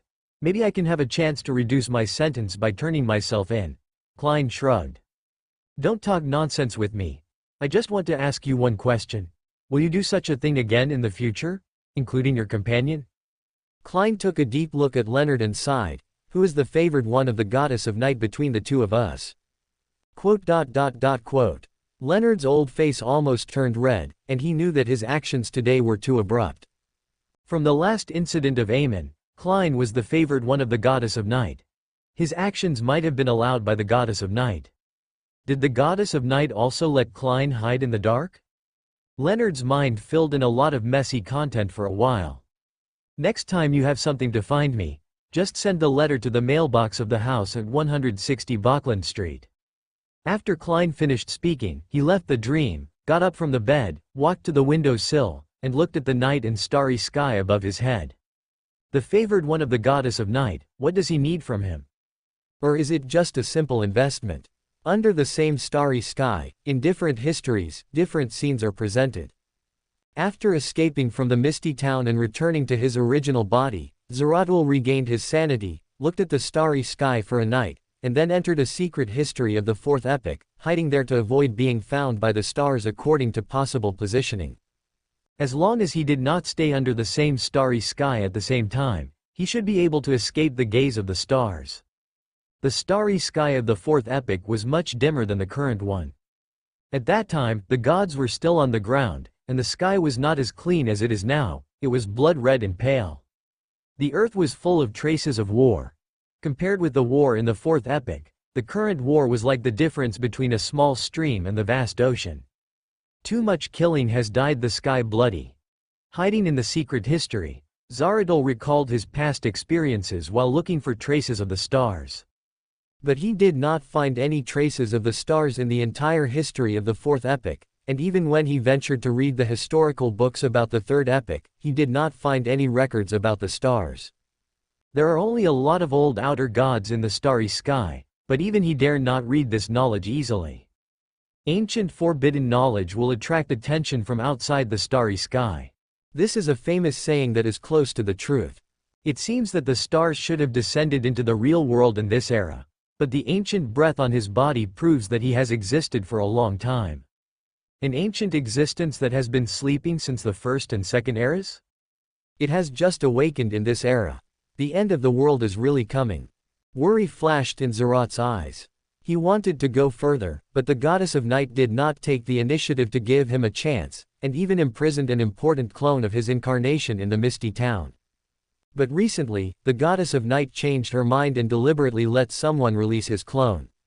It seems that the appearance of the stars made the goddess of night want to cultivate a fool who can open the western continent one step earlier. If he wants to go further now, he has only two choices.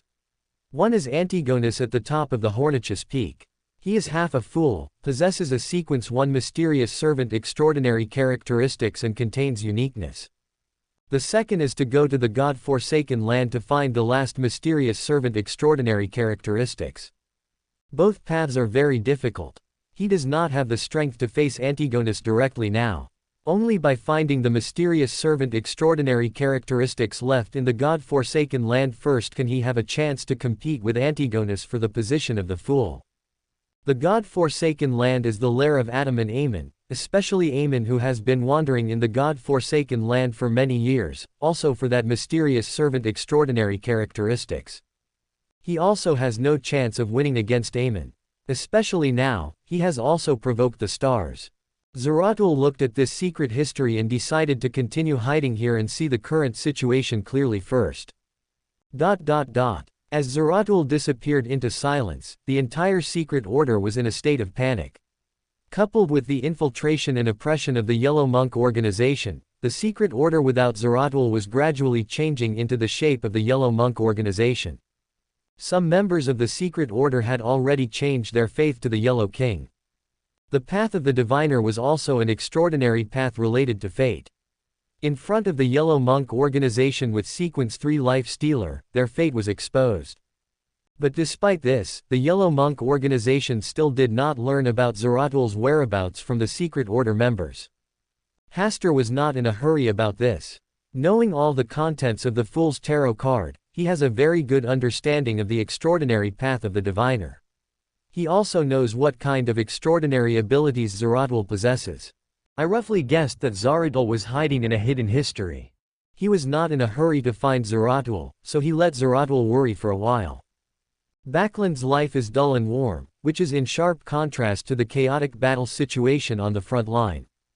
Although the current strength of the Loan Kingdom is better than that of the Fuzak Empire on the frontal battlefield, the Fuzak Empire, which has the support of the outer gods and the southern continent, is not something that the Loan Kingdom can conquer in a short time. This is the instruction from the ancient Phoenix, now the ancient god Grey-Carry. He wanted to delay the Loan Kingdom's conquest of the Fuzak Empire in this way, making it difficult for the Night Goddess to quickly digest the authority that originally belonged to the god of war. At the same time, they also want to buy some time for the recovery of the southern continent, and then start a more massive war from south to north. Regarding the battle between Grey-Carry and the Night Goddess, Hastur was naturally more partial to Grey-Carry, so he did not stop Grey-Carry's plan, and even guided the believers of the Mother Tree of Desire to the Fuzak Empire, so that the situation is even more chaotic. The Witch Cult and Aurora Society also sent many members to the Fuzak Empire. There are also external gods such as the fallen Mother Goddess and the Ring of Fate hidden outside the starry sky. They seem to be secretly developing followers. The Fuzak Empire, whose god of war has fallen and has chaotic beliefs, is undoubtedly a good choice. The combination of various factors has made the situation in the Fuzak Empire very complex and changeable. Even if the Kingdom of Loan and the Republic of Intis join forces, it will be difficult to take down the Fuzak Empire in a short time. Hastur currently lives in Bakland, and occasionally passes through the portal to return to South Wales to do some things. Except for the mysterious legend of the King in Yellow that he left behind in various places at night to digest, on weekdays, he was not much different from other Loan nobles. Sometimes he teased Sharon, sometimes he went to Audrey's house as a guest, sometimes he studied law with Professor Wayne and Lecturer Fallen, and the peaceful days passed like this for a month. It wasn't until 4C came to ask for help that there was no disturbance. Mr. Hastur, I think only you can help us with this matter. In the study, the gradually setting sun cast orange light, which shone on 4C's long brown hair, adding a bit of tranquility and softness. If you ignore 4C's nervous and uneasy expression at this moment, 4C really looks like a literary and quiet female scholar with a temperament. It would be my honor if I could help you, but what you need to do now is to drink hot tea first, then sit down, calm down, and then tell me the whole story. He motioned to 4C to sit on the sofa and drink hot tea. In order to calm 4C's mood as soon as possible, Hastur also winked at Ashera, making her appear cute in front of 4C. Ashera reluctantly performed her belly-turning talent, and as expected, 4C gradually relaxed. She took a sip of hot tea, was silent for a while, and then took another sip of hot tea before she began to talk about what she had encountered recently. Just 3 days ago, a man who claimed to be a member of the Abraham family, Dorian Gray Abraham, came to Backland and found her, wanting to accept her as a student and tell her about the current situation of the Abraham family. The Abraham family, in Dorian's words, is simply that many members of the Abraham family who did not become extraordinary people and lived a peaceful life suddenly became extraordinary people one after another. And it's not the initial sequence 9.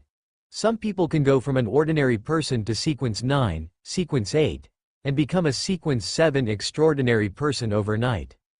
This way of promotion is really terrifying. Because of this, many members of the Abraham family went crazy, fell into chaos, or turned into terrifying monsters while being promoted successfully.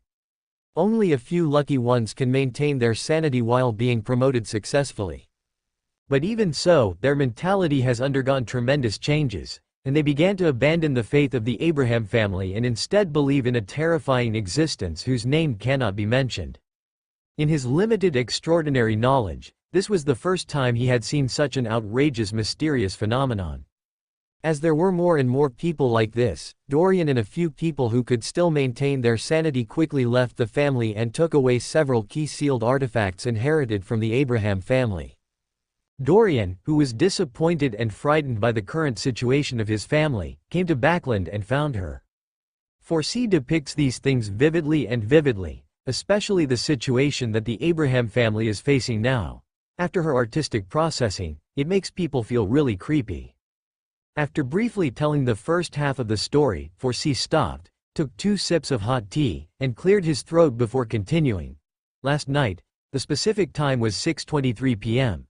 I haven't called you how long. The teacher, right in front of me, suddenly lost control and turned into a monster because of the full moon's gibbering. Finally, he used his remaining sanity to end his life in front of me. If it weren't for Zio's ability to deal with and purify corpses, I would have been targeted by the Nighthawks and taken away for questioning. But I didn't have time to indulge in the sadness of losing my teacher. The teacher who passed away suddenly did not tell me the sealing methods of the 2 sealed objects he carried with him.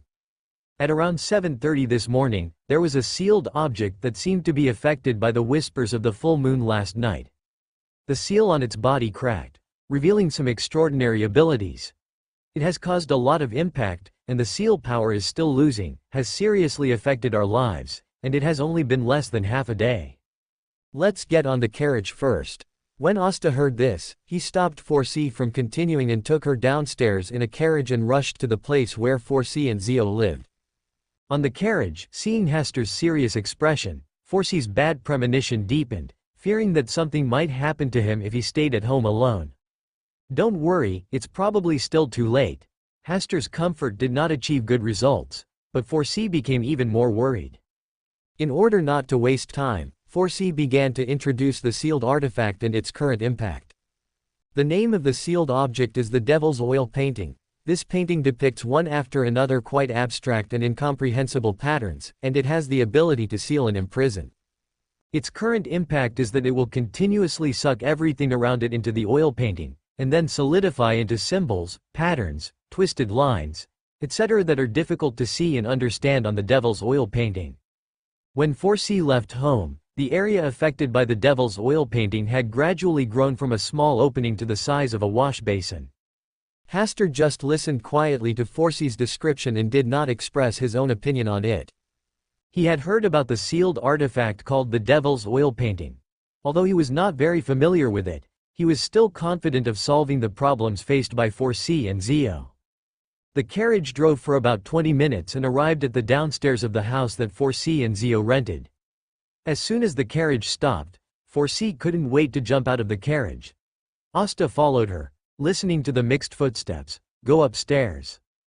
Audrey originally lent a villa for Forsea and Zio to live in, but the two felt that it was not a problem to live in it forever. In addition, they each made a lot of money on the sea, so they came out to rent a villa together. A house with 3 bedrooms, 2 living rooms and 2 bathrooms. When the door opened, Forsea heard Zio's excited voice. Forsea, have you invited Mr. Haster? Hearing Zio's still strong and energetic voice, Forsea breathed a sigh of relief. Yes, I have invited Mr. Haster, he can definitely help us solve this problem. Forsee quickly walked around the living room and came to the outside of the unoccupied house. She stepped forward to open the door, but found that the door was locked from the inside and could not be opened from the outside. Hugh, open the door quickly. Bang bang bang, Forsee said while banging the door, but strangely, no more Zio's voice came from the room. The deathly silence made Forsee's little heart beat uneasily, fearing that something unexpected might happen to Zio inside. Step aside, Asta shouted, and before Forsee subconsciously left the door, Asta raised his right foot and kicked the door lock off, causing the door to dent. Forsee didn't have time to feel sorry for the door that cost 10 solely, so he hurriedly passed Hasta and entered the room first. Zio's figure was not seen in the room. It was empty. The only thing that came into view was the colorful demon oil painting. It was opening its demonic mouth that swallowed most of the room, waiting for the next visitor. Furs exclaimed, and first leaned forward, wanting to see clearly whether Shu was really swallowed into the demon painting. After taking 2 steps, she hurriedly retreated to Asta's side, looking at the demon painting in front of her with fear in her eyes. Mr. Asta, Shu couldn't really be swallowed into the demon painting? Furs nervously grasped a corner of Asta's clothes, and her eyes were already shining with crystal tears. Not sure yet, Asta motioned Furs to calm down and stay where she was, and he took 2 steps forward to observe the demon painting closely. Those twisted lines, symbols, and patterns that were difficult to see and understand changed their appearance in his eyes at this moment. Those patterns were all swallowed objects, the twisted lines were people and other intelligent creatures, and the symbols were the most essential true face of the demon painting. There was its authority and ability, and there was also a way to seal it. But if you want to identify it clearly, you must understand it more deeply. Hey! Asta laughed, his eyes cleared up, and the symbols on the demon painting in front of him turned into simple symbols. The scene just now was deliberately shown to him by the demon painting, in order to tempt him to get close to its current swallowing range, and then swallow him in one gulp. Shu, it is possible that this is why he fell into its trap. Asta observed the power contained in the demon painting for a while, and then asked First to step back a little. Perhaps seeing that the visitor was not taking the bait, a picture of Shu suffering appeared in the demon painting. In the picture, she was suffering various punishments from the demons. It was a heavy taste in various senses. First just looked at it for a few times, and then spit with red cheeks, and then looked away and dared not look again. Even though she was very worried about Shu's specific situation at the moment, she still didn't have the courage to continue watching, it was too shameful. Asta observed carefully for a while, comparing Shu in the picture with Shu in her impression, and could only say that this demon painting was really fun. When the observation was almost complete, Asta pretended to be worried about Hugh, and took a few steps forward rashly, just entering the range of the devil's painting. The whole devil's painting glowed with black and red light, and the symbols, lines, and patterns on it were running wild, swallowing Asta into the devil's painting. This scene frightened First for a while. She was willing to believe that Mr. Asta did it on purpose in order to rescue Hugh who accidentally entered it, but she still felt panic in her heart. Just as she was thinking about whether to ask the stars for help, the whole devil's painting began to tremble, shaking up and down, and almost fell off the wall, looking like those patients with epilepsy. After a while, it seemed to have eaten something it shouldn't have eaten, and began to vomit in big mouthfuls. Soon, the items in the room that were swallowed by it, including tables, chairs, stools, wall clocks, wardrobes, etc., including Asta and Hugh, were vomited out. Hugh was carried out by Asta after falling into a coma. He was wet all over and looked like he had been painted with oil paint. After vomiting, the demon oil painting seemed to be frightened. It quickly closed its big mouth, curled up, and hung quietly on the wall, sealing itself consciously. First then hurried forward and took Hugh from Asta's hand. Looking at Hugh, who was covered with colorful paint and in a mess, she felt both distressed and amused. Finally, she reached out and patted a piece of tender flesh on Hugh's right cheek that was still intact. He said with disdain, "You are so dirty. I really want to throw you on the ground and leave you alone. When you wake up, you have to compensate me with a new set of clothes." After handing Hugh to Furs, Asta gave Furs a few more instructions, and asked her to take Hugh down to wash and wash, and then send him back to bed to rest. In the room, only Asta and the demon oil painting were left alone. Hee, swallowing everything will only hurt you. Asta walked closer, and the starlight reappeared on his body. He reached out and lightly touched the demon oil painting, and then extracted its little consciousness. That small ball of light of consciousness soon formed a demon the size of a thumb. If the pair of horns on its head were replaced with a pure white halo, it would look not much different from the image of an angel in the church. At this moment, it was trembling all over, and even dared not look Hasta in the eye. It could only lower its head, weak, pitiful and helpless. Just now, when it greedily swallowed the visitor into the painting, a status that exceeded its limit was pressed on it, almost crushing it to death. It wanted to lift up this uninvited guest, but the status gap and the other party's strange extraordinary ability made it not even react, and it was pulled out directly. Then it was beaten severely, and it honestly spit out what it swallowed. Finally, it took the initiative to seal itself to avoid greater danger. Your ability is still very good as a prison where you can walk freely. The little devil raised his head slowly with a shameless face, ready to take this opportunity to get close to him. Did I allow you to look up? The indifferent tone of voice made the little devil's head, which had just been slightly raised, fall down again, and his whole body trembled continuously. 2 hours later, Zio woke up from her big bed after being unconscious. She was stunned at first, and then her face became pale and bloodless, as if she was recalling something terrible. Fortunately, Forsee noticed her abnormality in time, grabbed her palm with his left hand, and gently patted Zio's back with his right hand to let her regain consciousness first, and then told her what happened after Hasta's arrival. Zio's face was finally not as pale as it was at the beginning, and a lot of color had recovered, but he still leaned sideways and reached out to hug Forsee's waist tightly, burying his head on her belly. After half an hour, she finally regained her composure and asked uneasily, "Just now, did you see anything on that devil oil painting?" "No." Forsee lied as much as possible, but his eyes were turned away. "Don't lie to me." Zio's tone contained a hint of crying. "I saw it myself." "Well, how come you saw it yourself? Shouldn't it be personal experience?" Forsee couldn't help but ask curiously. "No way." Zio suddenly became anxious and quickly told her what happened in the devil's oil painting. In addition to being able to include people or objects in this demonic oil painting, another feature is that it is easy to peek into the inner fear of intelligent creatures and then use it to alienate them. Once successfully alienated, you can no longer escape from the devil's oil painting. In the devil oil painting, she faced various spiritual tests many times. In that last scene, she also saw herself being tortured in the spiritual world. Although none of that was true, it really scared her so much that she almost lost her mind completely. Fortunately, Mr. Hasta appeared in time and took her out of the coma. "That devil oil painting is so abominable. I must burn it with fire, burn it completely," Zio expressed angrily. Forsee just said leisurely, "That devil's oil painting is a fairly powerful sealed object. It can be sold for at least several thousand gold pounds. Are you willing to burn it?" Zio remained silent and finally gave up the idea, but hugged Forsee's waist tighter. "Didn't I tell you to be careful? How did you get swallowed up by that demonic oil painting? It bewitched my mind, manipulated my body, and walked step by step into the area it devoured." Zio paused for a moment. "It's because we don't have enough understanding of its capabilities, otherwise it could have been avoided." The two stayed in the room for another 20 minutes before they came out of the room and came to the room where the devil's oil painting was hung. They saw Hasta, who had not left yet.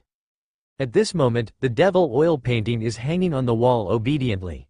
The twisted lines and symbols on the painting no longer have the power to confuse people. It is just an ordinary abstract painting. "Mr. Hasta, thank you very much for your life-saving kindness. If you hadn't appeared in time, I would have become a part of this devil's oil painting." Zio bowed deeply in the direction of Hasta. "Next time you encounter this kind of incident and you are unable to solve it, remember to avoid it immediately and let people from major churches solve it." "I will." Zio lowered his head. He almost died this time. The fundamental reason was that he lacked enough awe for such mysterious events. "Do you want to vent your anger, taking it out?" Zio looked at Hasta blankly. not understanding the true meaning of his words? When she watched Hasta pull out a little devil with horns and paint all over it from the devil's oil painting, she immediately became angry. "Okay." Zio almost said the word through gritted teeth. The little devil looked at Hasta with pleading eyes, only to receive an order of no resistance in return. It lowered its head silently, waiting for the cruel torture from Zio. As a demon, because it knows too many weaknesses of intelligent life, while torturing them, it itself gradually becomes timid, fearful, and weak. "Hugh, don't lose your mind again." Forsee gave a worried reminder, and then left the house with Hasta, heading to another location where the sealed artifact was stored. This place was left to Zio for the time being, so that she could vent to her heart's content. The other sealed object is the Box of the Old Age, a silver-black 3-layered jewelry box. It was formed by a planeswalker from the Abraham family after the starry sky was polluted. It has abilities that are a bit stronger than the devil's oil painting. But the negative effects are also more terrifying than the devil's oil painting. If it was the box of the old ones that had a leaky seal this time, then Forsee and Zio probably wouldn't even have a chance to ask for help. Sealed item 0 to 61 Box of the Old Days. The first layer can swap the internal space with the target area, and toyize and reduce the corresponding scene. The toyized target's body is stiff, and its head can barely turn, but it is like a clockwork toy. The toyized creature must be released within 24 hours, otherwise it will be permanently transformed, and even the spirit body cannot sleep. Release is very simple, just specify an area so small that there are almost no creatures, and swap it with the internal space. The maximum range covered by this ability is at most a city as big as Backland. The second layer records different locations, including the abyss, the starry sky, and various places, which can allow the holder and the creatures within a certain range to be directly transferred to the target area. The transfer is random. In a small part of the time, you can specify it yourself and release the corresponding location. In most of the time, the selected location will change, and the final destination is difficult to predict. As for when the designation is effective and when the abnormality occurs, it is unknown, so you need to use it carefully, and it is best to use it when you are lucky.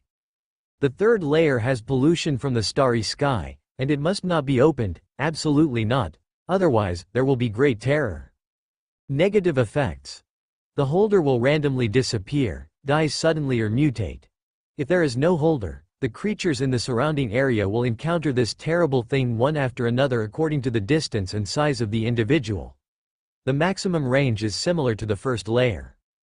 This is all the information Hasta knows about the sealed box of the old days.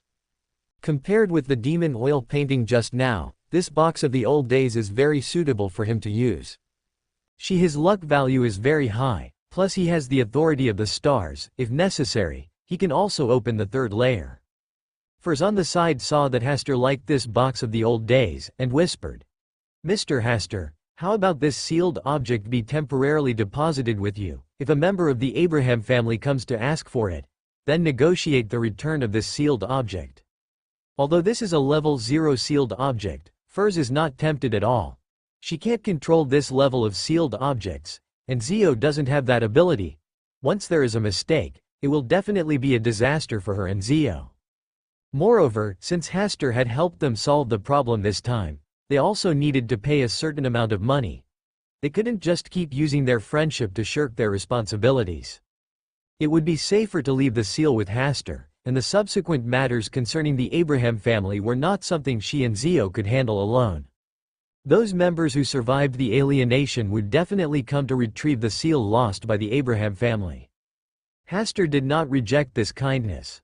The box of the old days was indeed very suitable for him to use, and the meaning of the name was also very good. The box of the old days, a box for containing the old days. Maybe one day, he could really use it to contain an old day.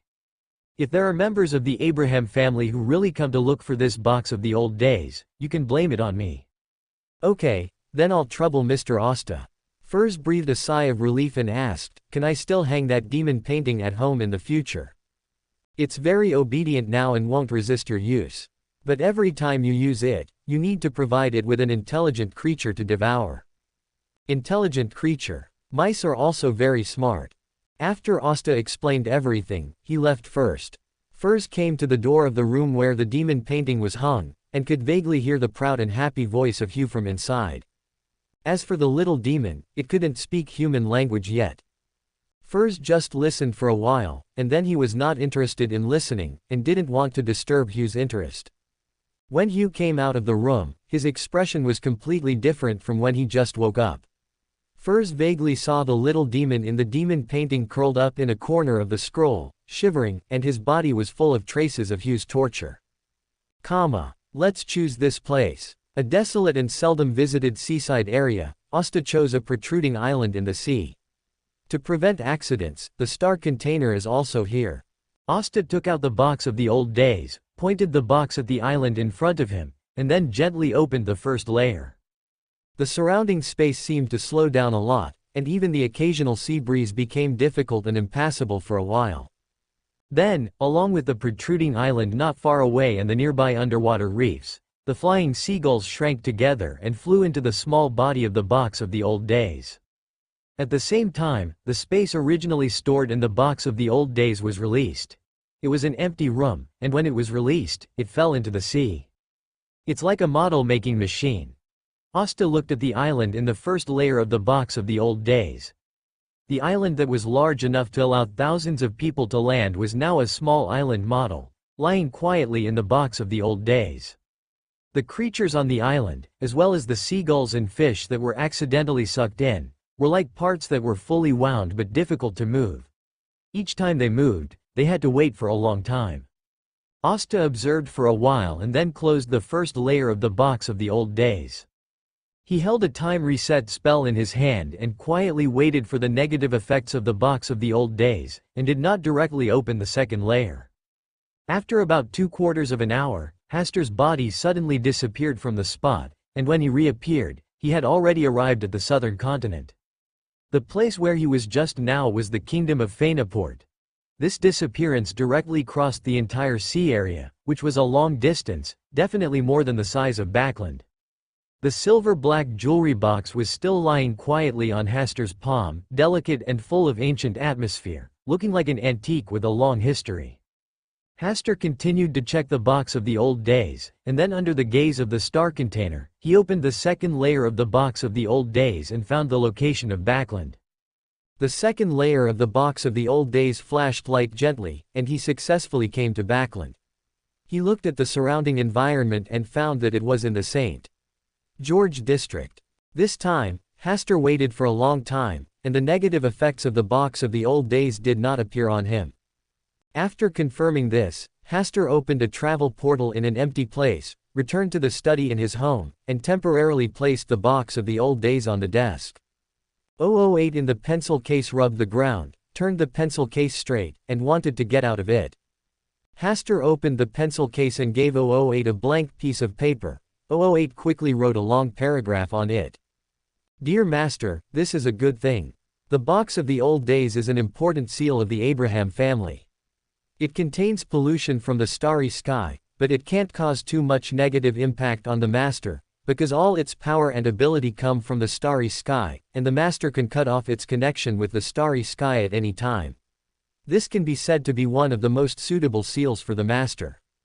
You know a lot. I also know how to make the box of the old days undergo further transformation. 008 continued to write excitedly. If the Master can completely lock a real old day in the box of the old days, the box of the old days can form the fourth layer of space. At this point, 008 rubbed Hastur's arm on the table as if to ask for credit. Imprisoning the old days, you are quite bold. Asta's heart was also moved. The method 008 said was similar to the birth of the wishing lamp. The reason why the wishing magic lamp became a powerful level 0 seal is because it imprisoned half of the old day. Because sooner or later the Master will conquer the starry sky. Hastur put it in the pencil case after enjoying 008's praise for a while. He brought the old day box to the spirit world. There is a simple way to seal the old day box.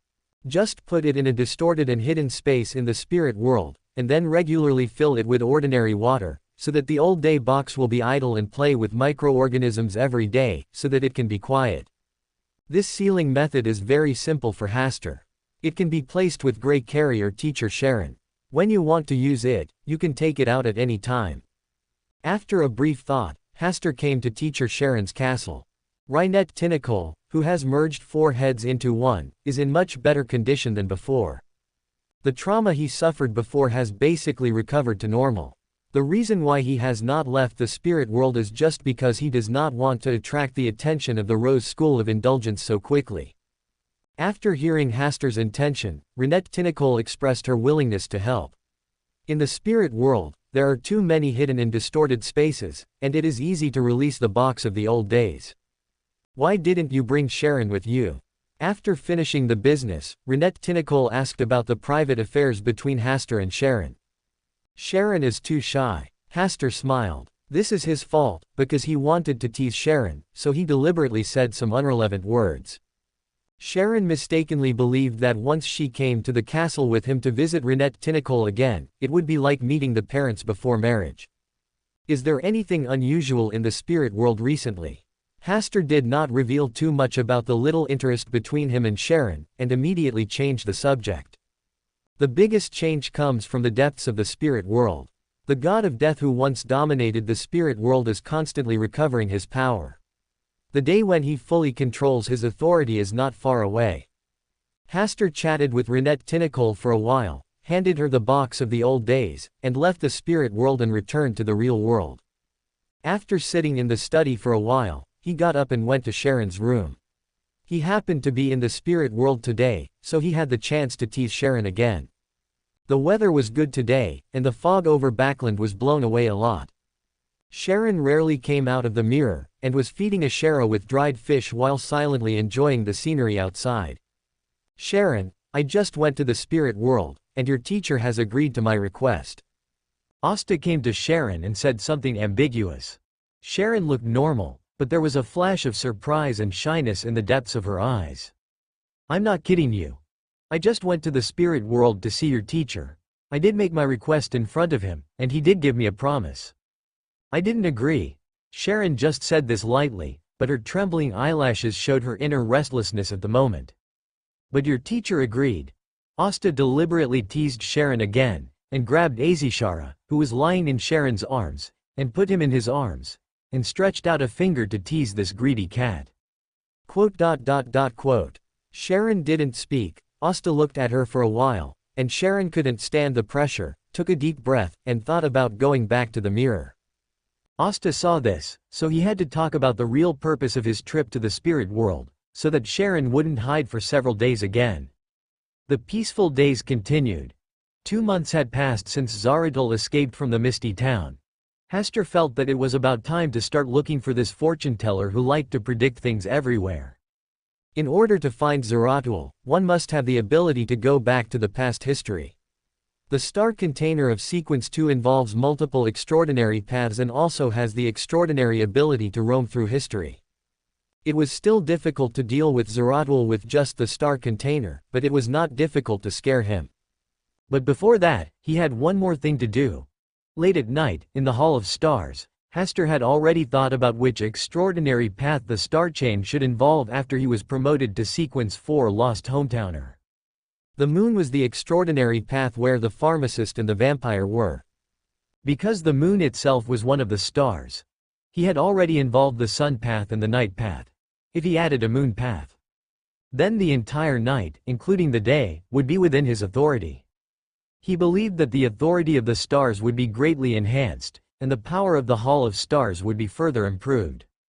Moreover, this also involves Hasta's speculation, or an almost crazy ambition.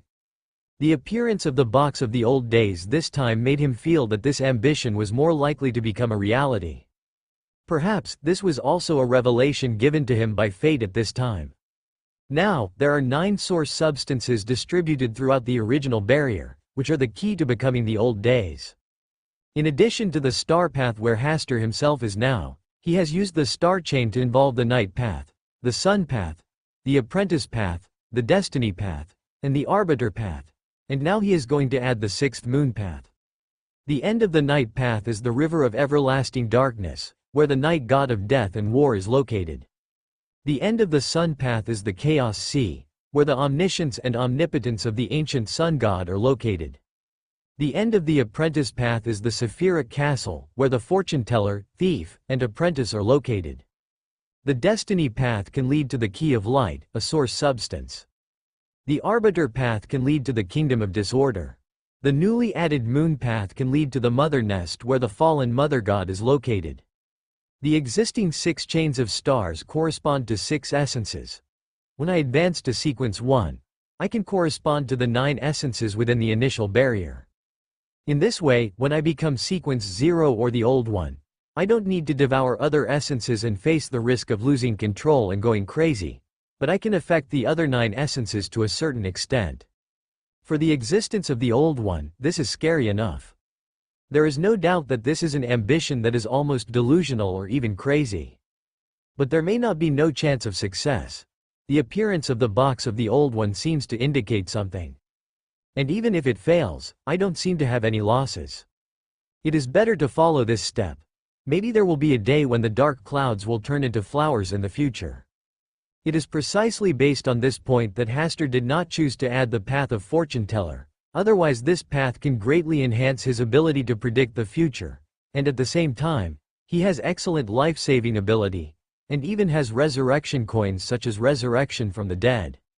Hasta, who was clear-minded, stretched out his hand and the new chain of stars came from behind the back of the chair to his front, lying on the table, waiting for him to engrave the relevant description and rules on it. The striking crimson moon is a shining ruby in the dark night, a collection of the dark and corrupt nature of all living beings, and it is exactly the opposite of the golden sun. You are the carrier of darkness, you are the incarnation of the moon that pours disasters, you are the filth among the stars. This is the description that Hasta thought of when referring to the authority of the sun before. It can help the chain of stars accurately correspond to the crimson moon in the sky, so that he can successfully involve the authority of the moon.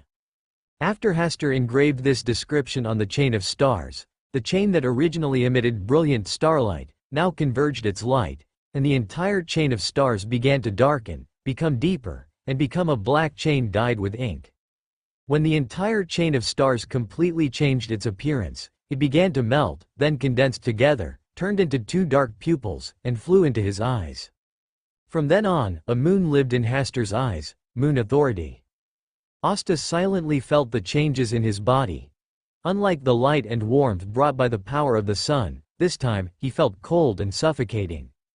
The cold breath seemed to flow from his eyes and around his body, which made him close his eyes. At the same time, the hall of stars also changed. The breath here became more and more ancient and heavy, as if it was pressed by a layer of clouds that could not be pushed away. The moon, the crimson moon. When Hasta opened his eyes, it seemed that 2 crimson lights were projected from his eyes. The 2 crimson moon lights seemed to pass through the hall of stars, penetrate the initial barrier, and penetrate beyond the starry sky. In the dark and lightless starry sky, the fallen mother goddess seemed to have noticed something, and the entire starry sky where she was began to be turbulent. He poked his eyes out from the endless abyss of depravity and swept towards the crimson moon in the starry sky that shone on the real world. He could feel that in addition to himself, the mother tree of desire, and the earth mother goddess Lilith, there was also a wisp of breath belonging to the stars on this crimson moon. Although this breath is extremely weak, it also proves that the stars have begun to erode the authority of the crimson moon, and he also wants this moon. Even the last time in the Russell incident, he was not so angry after losing. Tonight, the crimson moon shines particularly brightly. The fallen mother goddess was only the first to notice this change, and then the mother tree of desire and the mother goddess of the earth also noticed the unusualness of the crimson moon tonight.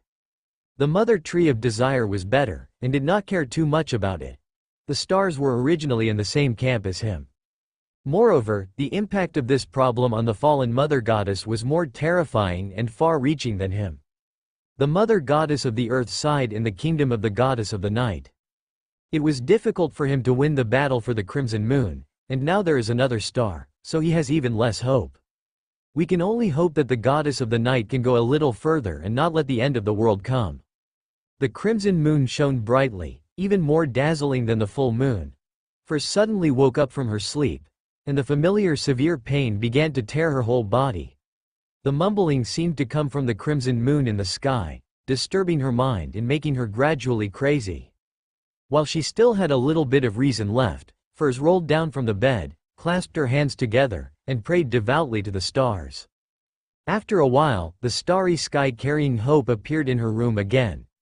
The wisps of starlight protected her, away from the terrifying mumbling from the crimson moon, and helped her to get through the inexplicable night tonight. Obviously, it was not the full moon mumbling tonight. Why did she still have such terrible symptoms?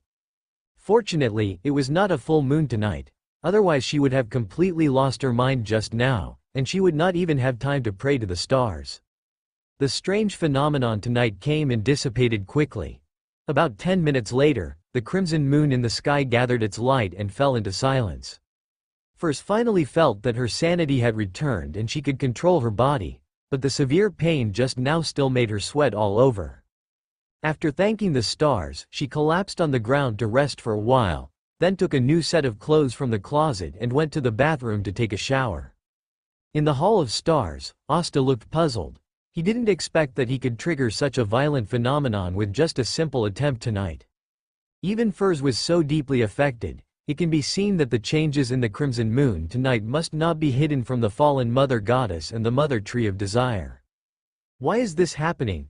In the past, when the chain of stars involved the authority of other extraordinary paths, there was no obvious change. Asta thought for a long time before gradually finding a more reasonable explanation. Perhaps it was because he was now a demigod of the sequence. The power of the Hall of Stars awakening was stronger, and the impact he had on the real world through the Hall of Stars was greater. Even if it was just a small symbol, it was an extremely obvious signal to the whole world. A cough from the superior was a hurricane that could destroy a world. High ranking. Asta's understanding of this word has deepened. If he waits until sequence 1 to get involved in the authority of the moon, the impact on the crimson moon will be greater, and the war of gods may break out directly. Stars, night, moon, the nights in the future will all be in their own shape. Asta thought for a while and felt that it was still too early. He only got involved in the night and the moon and had some influence. He was still far from controlling them. He still needed time. Leaving the Hall of Stars, Hester stood up and walked to the floor-to-ceiling mirror in the bedroom. With the starlight projected from the window, he could clearly see himself in the mirror, with a moon in his eyes. The crimson moon turned into a small round and curled up inside his pupils. It makes Hester's whole temperament a little more evil. Hester stared for a moment, then blinked, and everything returned to normal. There's almost no room left. Asta murmured and went to the bathroom to take a comfortable bath to relieve the fatigue of tonight. As soon as she put on her bath towel and walked out of the room, she saw Azishara lying on a large chandelier in the corridor, swaying gently, making the light falling crookedly as if she was drunk. "Aren't you going to stay with Sharon tonight? Meow?" Azishara poked half of her head out of the large chandelier, her eyes filled with entanglement, hesitation and other emotions. "Is your greedy cat worried?" Hester stepped forward and extended his hand to wave. Azishara jumped down from the large chandelier and landed accurately on Hester's shoulder. It turned over and lay its head towards Hester's neck. "Meow. Don't you always like to discuss matters with Sharon?" Asta touched its little head. "Did Sharon hide in the mirror early tonight?" "Meow." Azishara just meowed meaninglessly. "It's already very late. If anything happens, I'll come back tomorrow morning to listen to your complaint." Hester took Azishara back to his room and let her sleep there tonight. When Hester went to bed to rest, Azishara lay in her exclusive cat house, still not sleepy at all. When Hester woke up the next day, Ashera had disappeared, and he didn't pay too much attention. Ashera liked to wander around, and maybe she had gone to harm those small fish.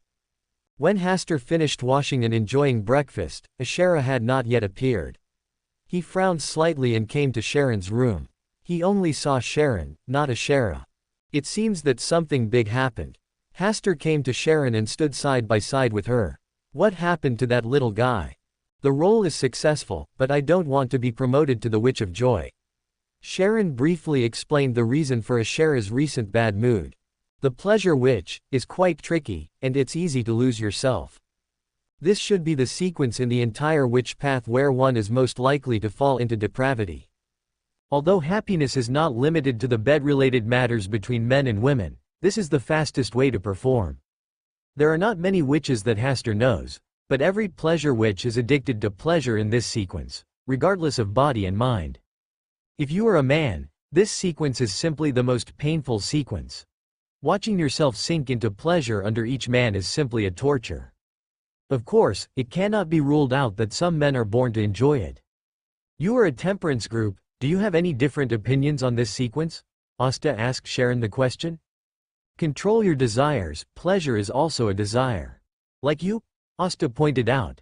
Don't interrupt. Sharon reached out and patted Hasta's arm, then remained silent, as if she was annoyed that Hasta had interrupted her conversation just now. I'll tell you for you.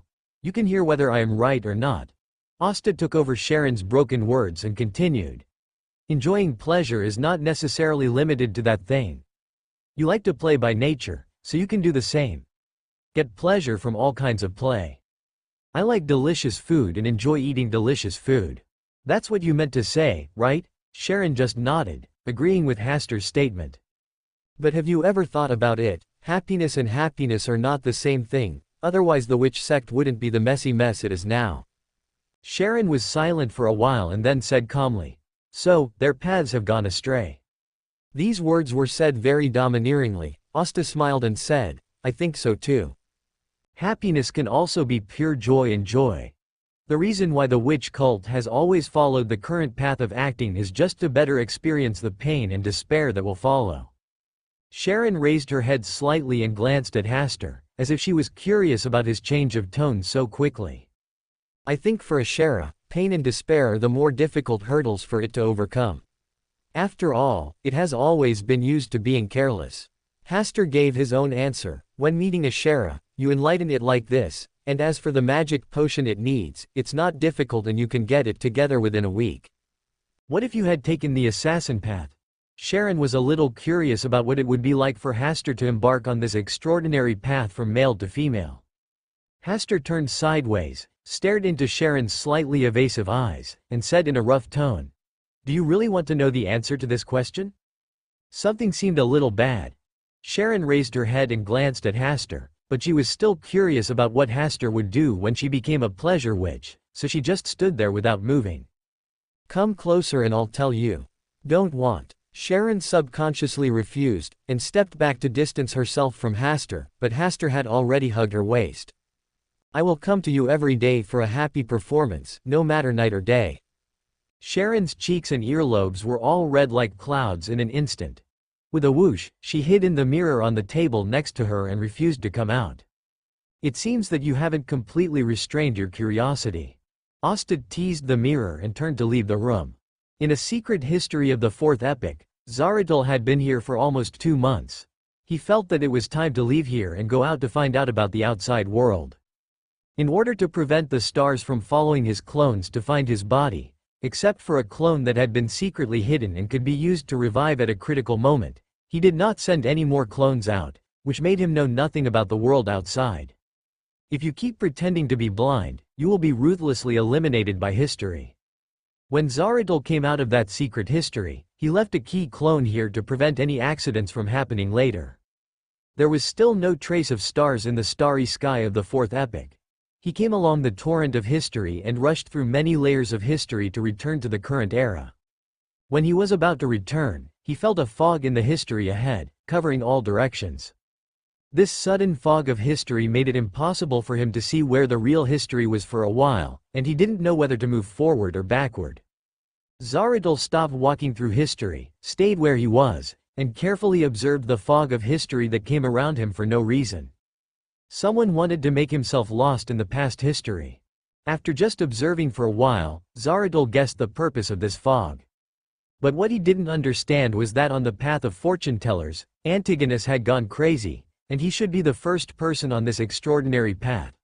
Who was confident enough to deal with him through history? He sneered and didn't care about the scene in front of him.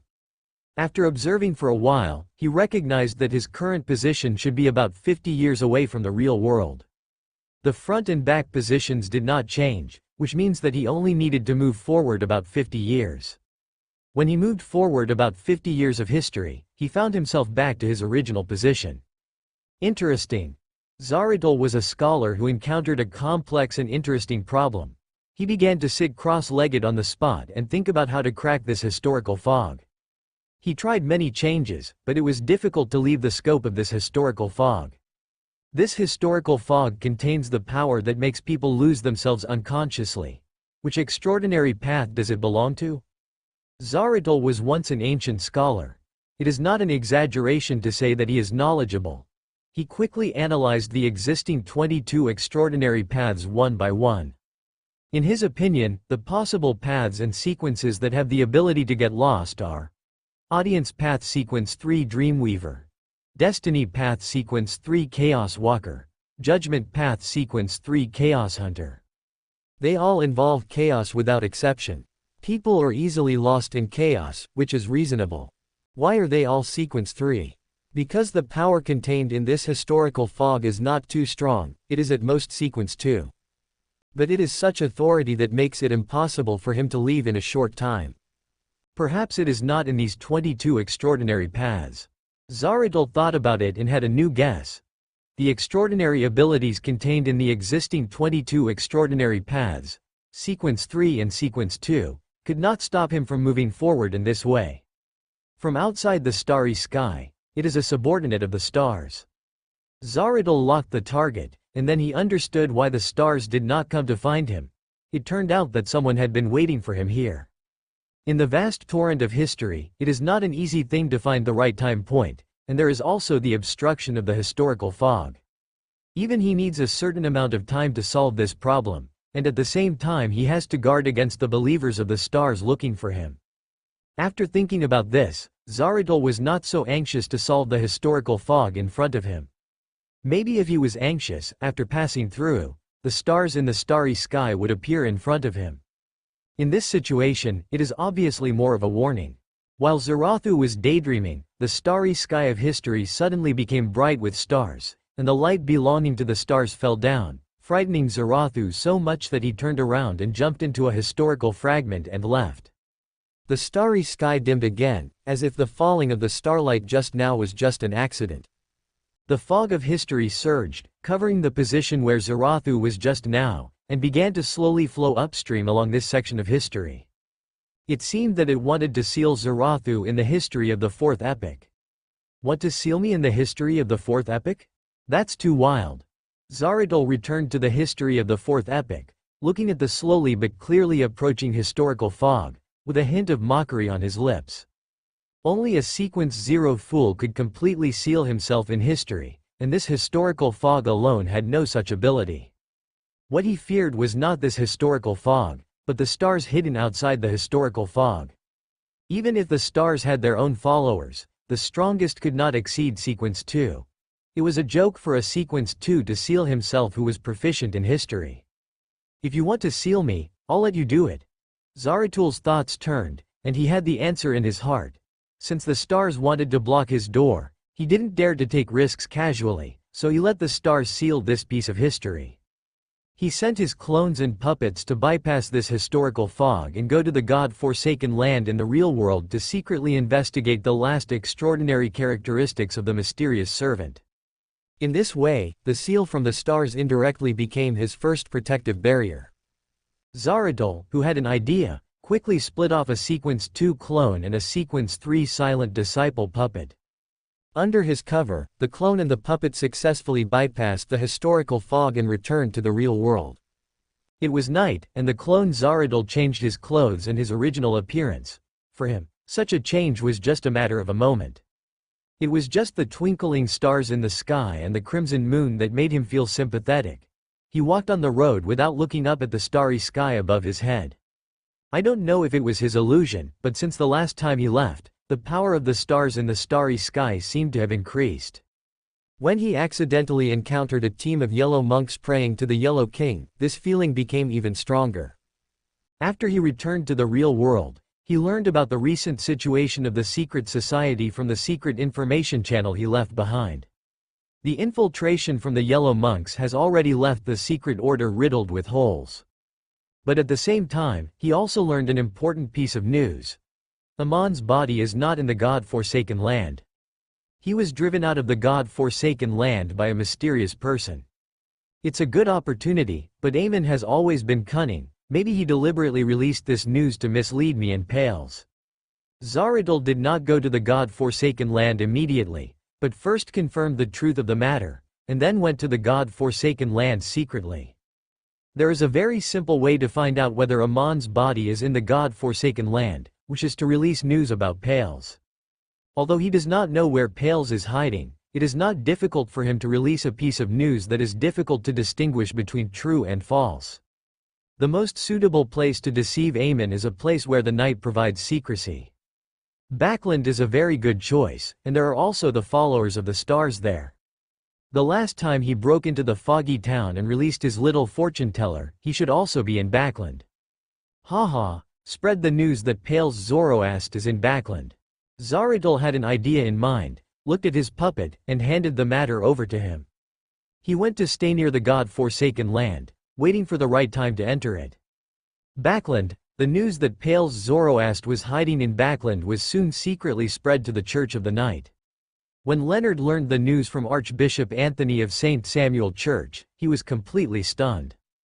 Didn't the old man say that he was hiding very secretly? How come someone suddenly guessed where he was hiding? After leaving St. Samuel Church, Leonard tried to find the old man many times to discuss countermeasures, but he never got a response from the old man. It seems that this time I really can't avoid it. After a long time, Pales's voice with emotion came out of Leonard's body. Old man, relax first. It is said that this news came from the Rose School. It is still unclear whether it is true or not. And how could Amon come to Backland so easily? Leonard could only comfort him as much as possible, even though he was also panicking. You don't understand. It doesn't matter whether the news is true or not. What's important is the symbolic meaning here. Pales sighed. Amon will definitely come, and he must come in person. I just don't know when he will come. Symbolic meaning? At this time point, such a message appears. This is a symbol, symbolizing that my destiny is about to change. Perhaps because he felt that Leonard didn't understand such profound words, Pales gave a simple example. For example, a passerby A is walking on the street. He didn't talk to anyone or do anything along the way. But at this time, a passerby B suddenly shouted, "The thief is passerby A." Do you think the fate of passerby A will change slightly because of this? How wicked, Leonard cursed with a dark face. I don't know why the crazy people of the Rose School suddenly released this news. It won't be the Rose School. Pales is very sure of this. Maybe it's Adam or other surviving old guys who want to use me to attract Amon's attention or fish for Amon. If it's Adam, I will definitely not be able to escape Amon's palm, Pales said worriedly. What's the difference? Hey, he claims to be able to see the tide of the times. Perhaps he has seen through the fate of my life from future history, so he will use the Rose School to say this at this time. Why are these brothers so difficult to deal with? Leonard had a headache and a toothache. They have always been jealous and envious. Then, old man, are you planning to leave Backland? What are you thinking? At this moment, I will be caught by Amon waiting outside as soon as I leave Backland. You don't think Amon will receive this news later than your Church of the Goddess of Night, right? Leonard thought about it and it made sense. He had to ask weakly. Then what should we do now, old man? I don't want you to become Amon's dinner like this. What else can we do? Hurry up and find a backer. Isn't the goddess enough to protect you? If you are a follower recognized by the Goddess of Night, perhaps he can still save me. Leonard was silent. Unfortunately, he was not Klein. From this point of view, he was dragging the old man down. Don't believe in the mercy of the gods. Remember this sentence, it will not be wrong. Old man, who are you going to rely on? The stars and the fool. Pales said very straightforwardly. We worked together to deal with Amon last time. It can be seen that they at least don't like Amon. But why should they help you? What a good question. Leonard, who felt that he had stabbed the old man in the heart, chose to keep silent all the way. In the study room in Queens, Hester personally received Leonard.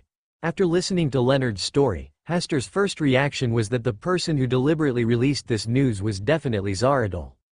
Because he saw with his own eyes in the Hall of Stars that Zaradul secretly sent his clone and a puppet to bypass the historical fog arranged by the star container and return to the real world. At that time, the star container needed to block the portal of the fourth epic history and could not deal with the clone and puppet, so Hasta let them leave. Now it seems that Pales has obviously been affected by the disaster. But Hasta would not reveal this to Pales. Pales needs the help of the stars and the Fool now, and he is asking for help from himself. And in this way, he can also help himself to fish for Aemon. I believe that the high-dimensional overlooker, who has been playing hide-and-seek with Aemon, will definitely return to Backland and have a final showdown with Aemon. If you keep hiding in the Church of St. Samuel, can Aemon find you easily? Asta did not immediately agree to Leonard and Pale's request for help, but raised his own questions first. If the goddess of night is willing to protect me, it will be difficult for Aemon to find me. Because the matter is of great importance, this time Pales did not use Leonard as a messenger, but directly communicated with Hasta. It seems that you have been abandoned. Asta looked at Leonard meaningfully, and then said, no wonder an important clone of Zaradul could leave the misty town of the goddess of night last time. Zaratul. Pales muttered a few words, and his tone suddenly turned cold. It must be this damn guy who deliberately used my news to attract Amon's attention. He wants to sneak into the forsaken land of God. I can't wait to find the last extraordinary characteristic of the secret servant. It seems that the survival pressure he faces is also very great. With Asta's reminder, Pales easily guessed the original appearance of the whole thing. Leonard's eyes lit up and said, Aemon is not the kind of existence that will be easily calculated by others, right? No, Aemon will definitely give Zaradul the opportunity to enter the forsaken land of God. Leonard's eyes dimmed again in an instant. It's the general trend. It seems that I can't avoid this disaster. Pales, who saw through the truth behind it, felt that the future was irreversible. Zaradul, Adam, and Aemon joined forces, whether intentionally or unintentionally, premeditated or accidental. The situation has already been established. Except for staying in Backland, there may be a glimmer of hope, and the rest of the future is the fate of being swallowed by Aemon. Old man, don't be so desperate, don't you still have the Fool and the stars to help you? Leonard was a little anxious. Pales sighed and said, you don't understand, this kind of symbolic meaning is more accurate than what is actually going to happen. I have seen my future. Facing Pales, almost desperate tone, Hasta just smiled and said, do you know what Backland is called? It is a city of hope. For more thrilling fanfiction stories like this, check out my channel Fanfic audiobook. Dive into epic adventures, mysterious realms, and legendary journeys brought to life through immersive storytelling. Don't forget to like, share, and subscribe for more amazing audiobooks.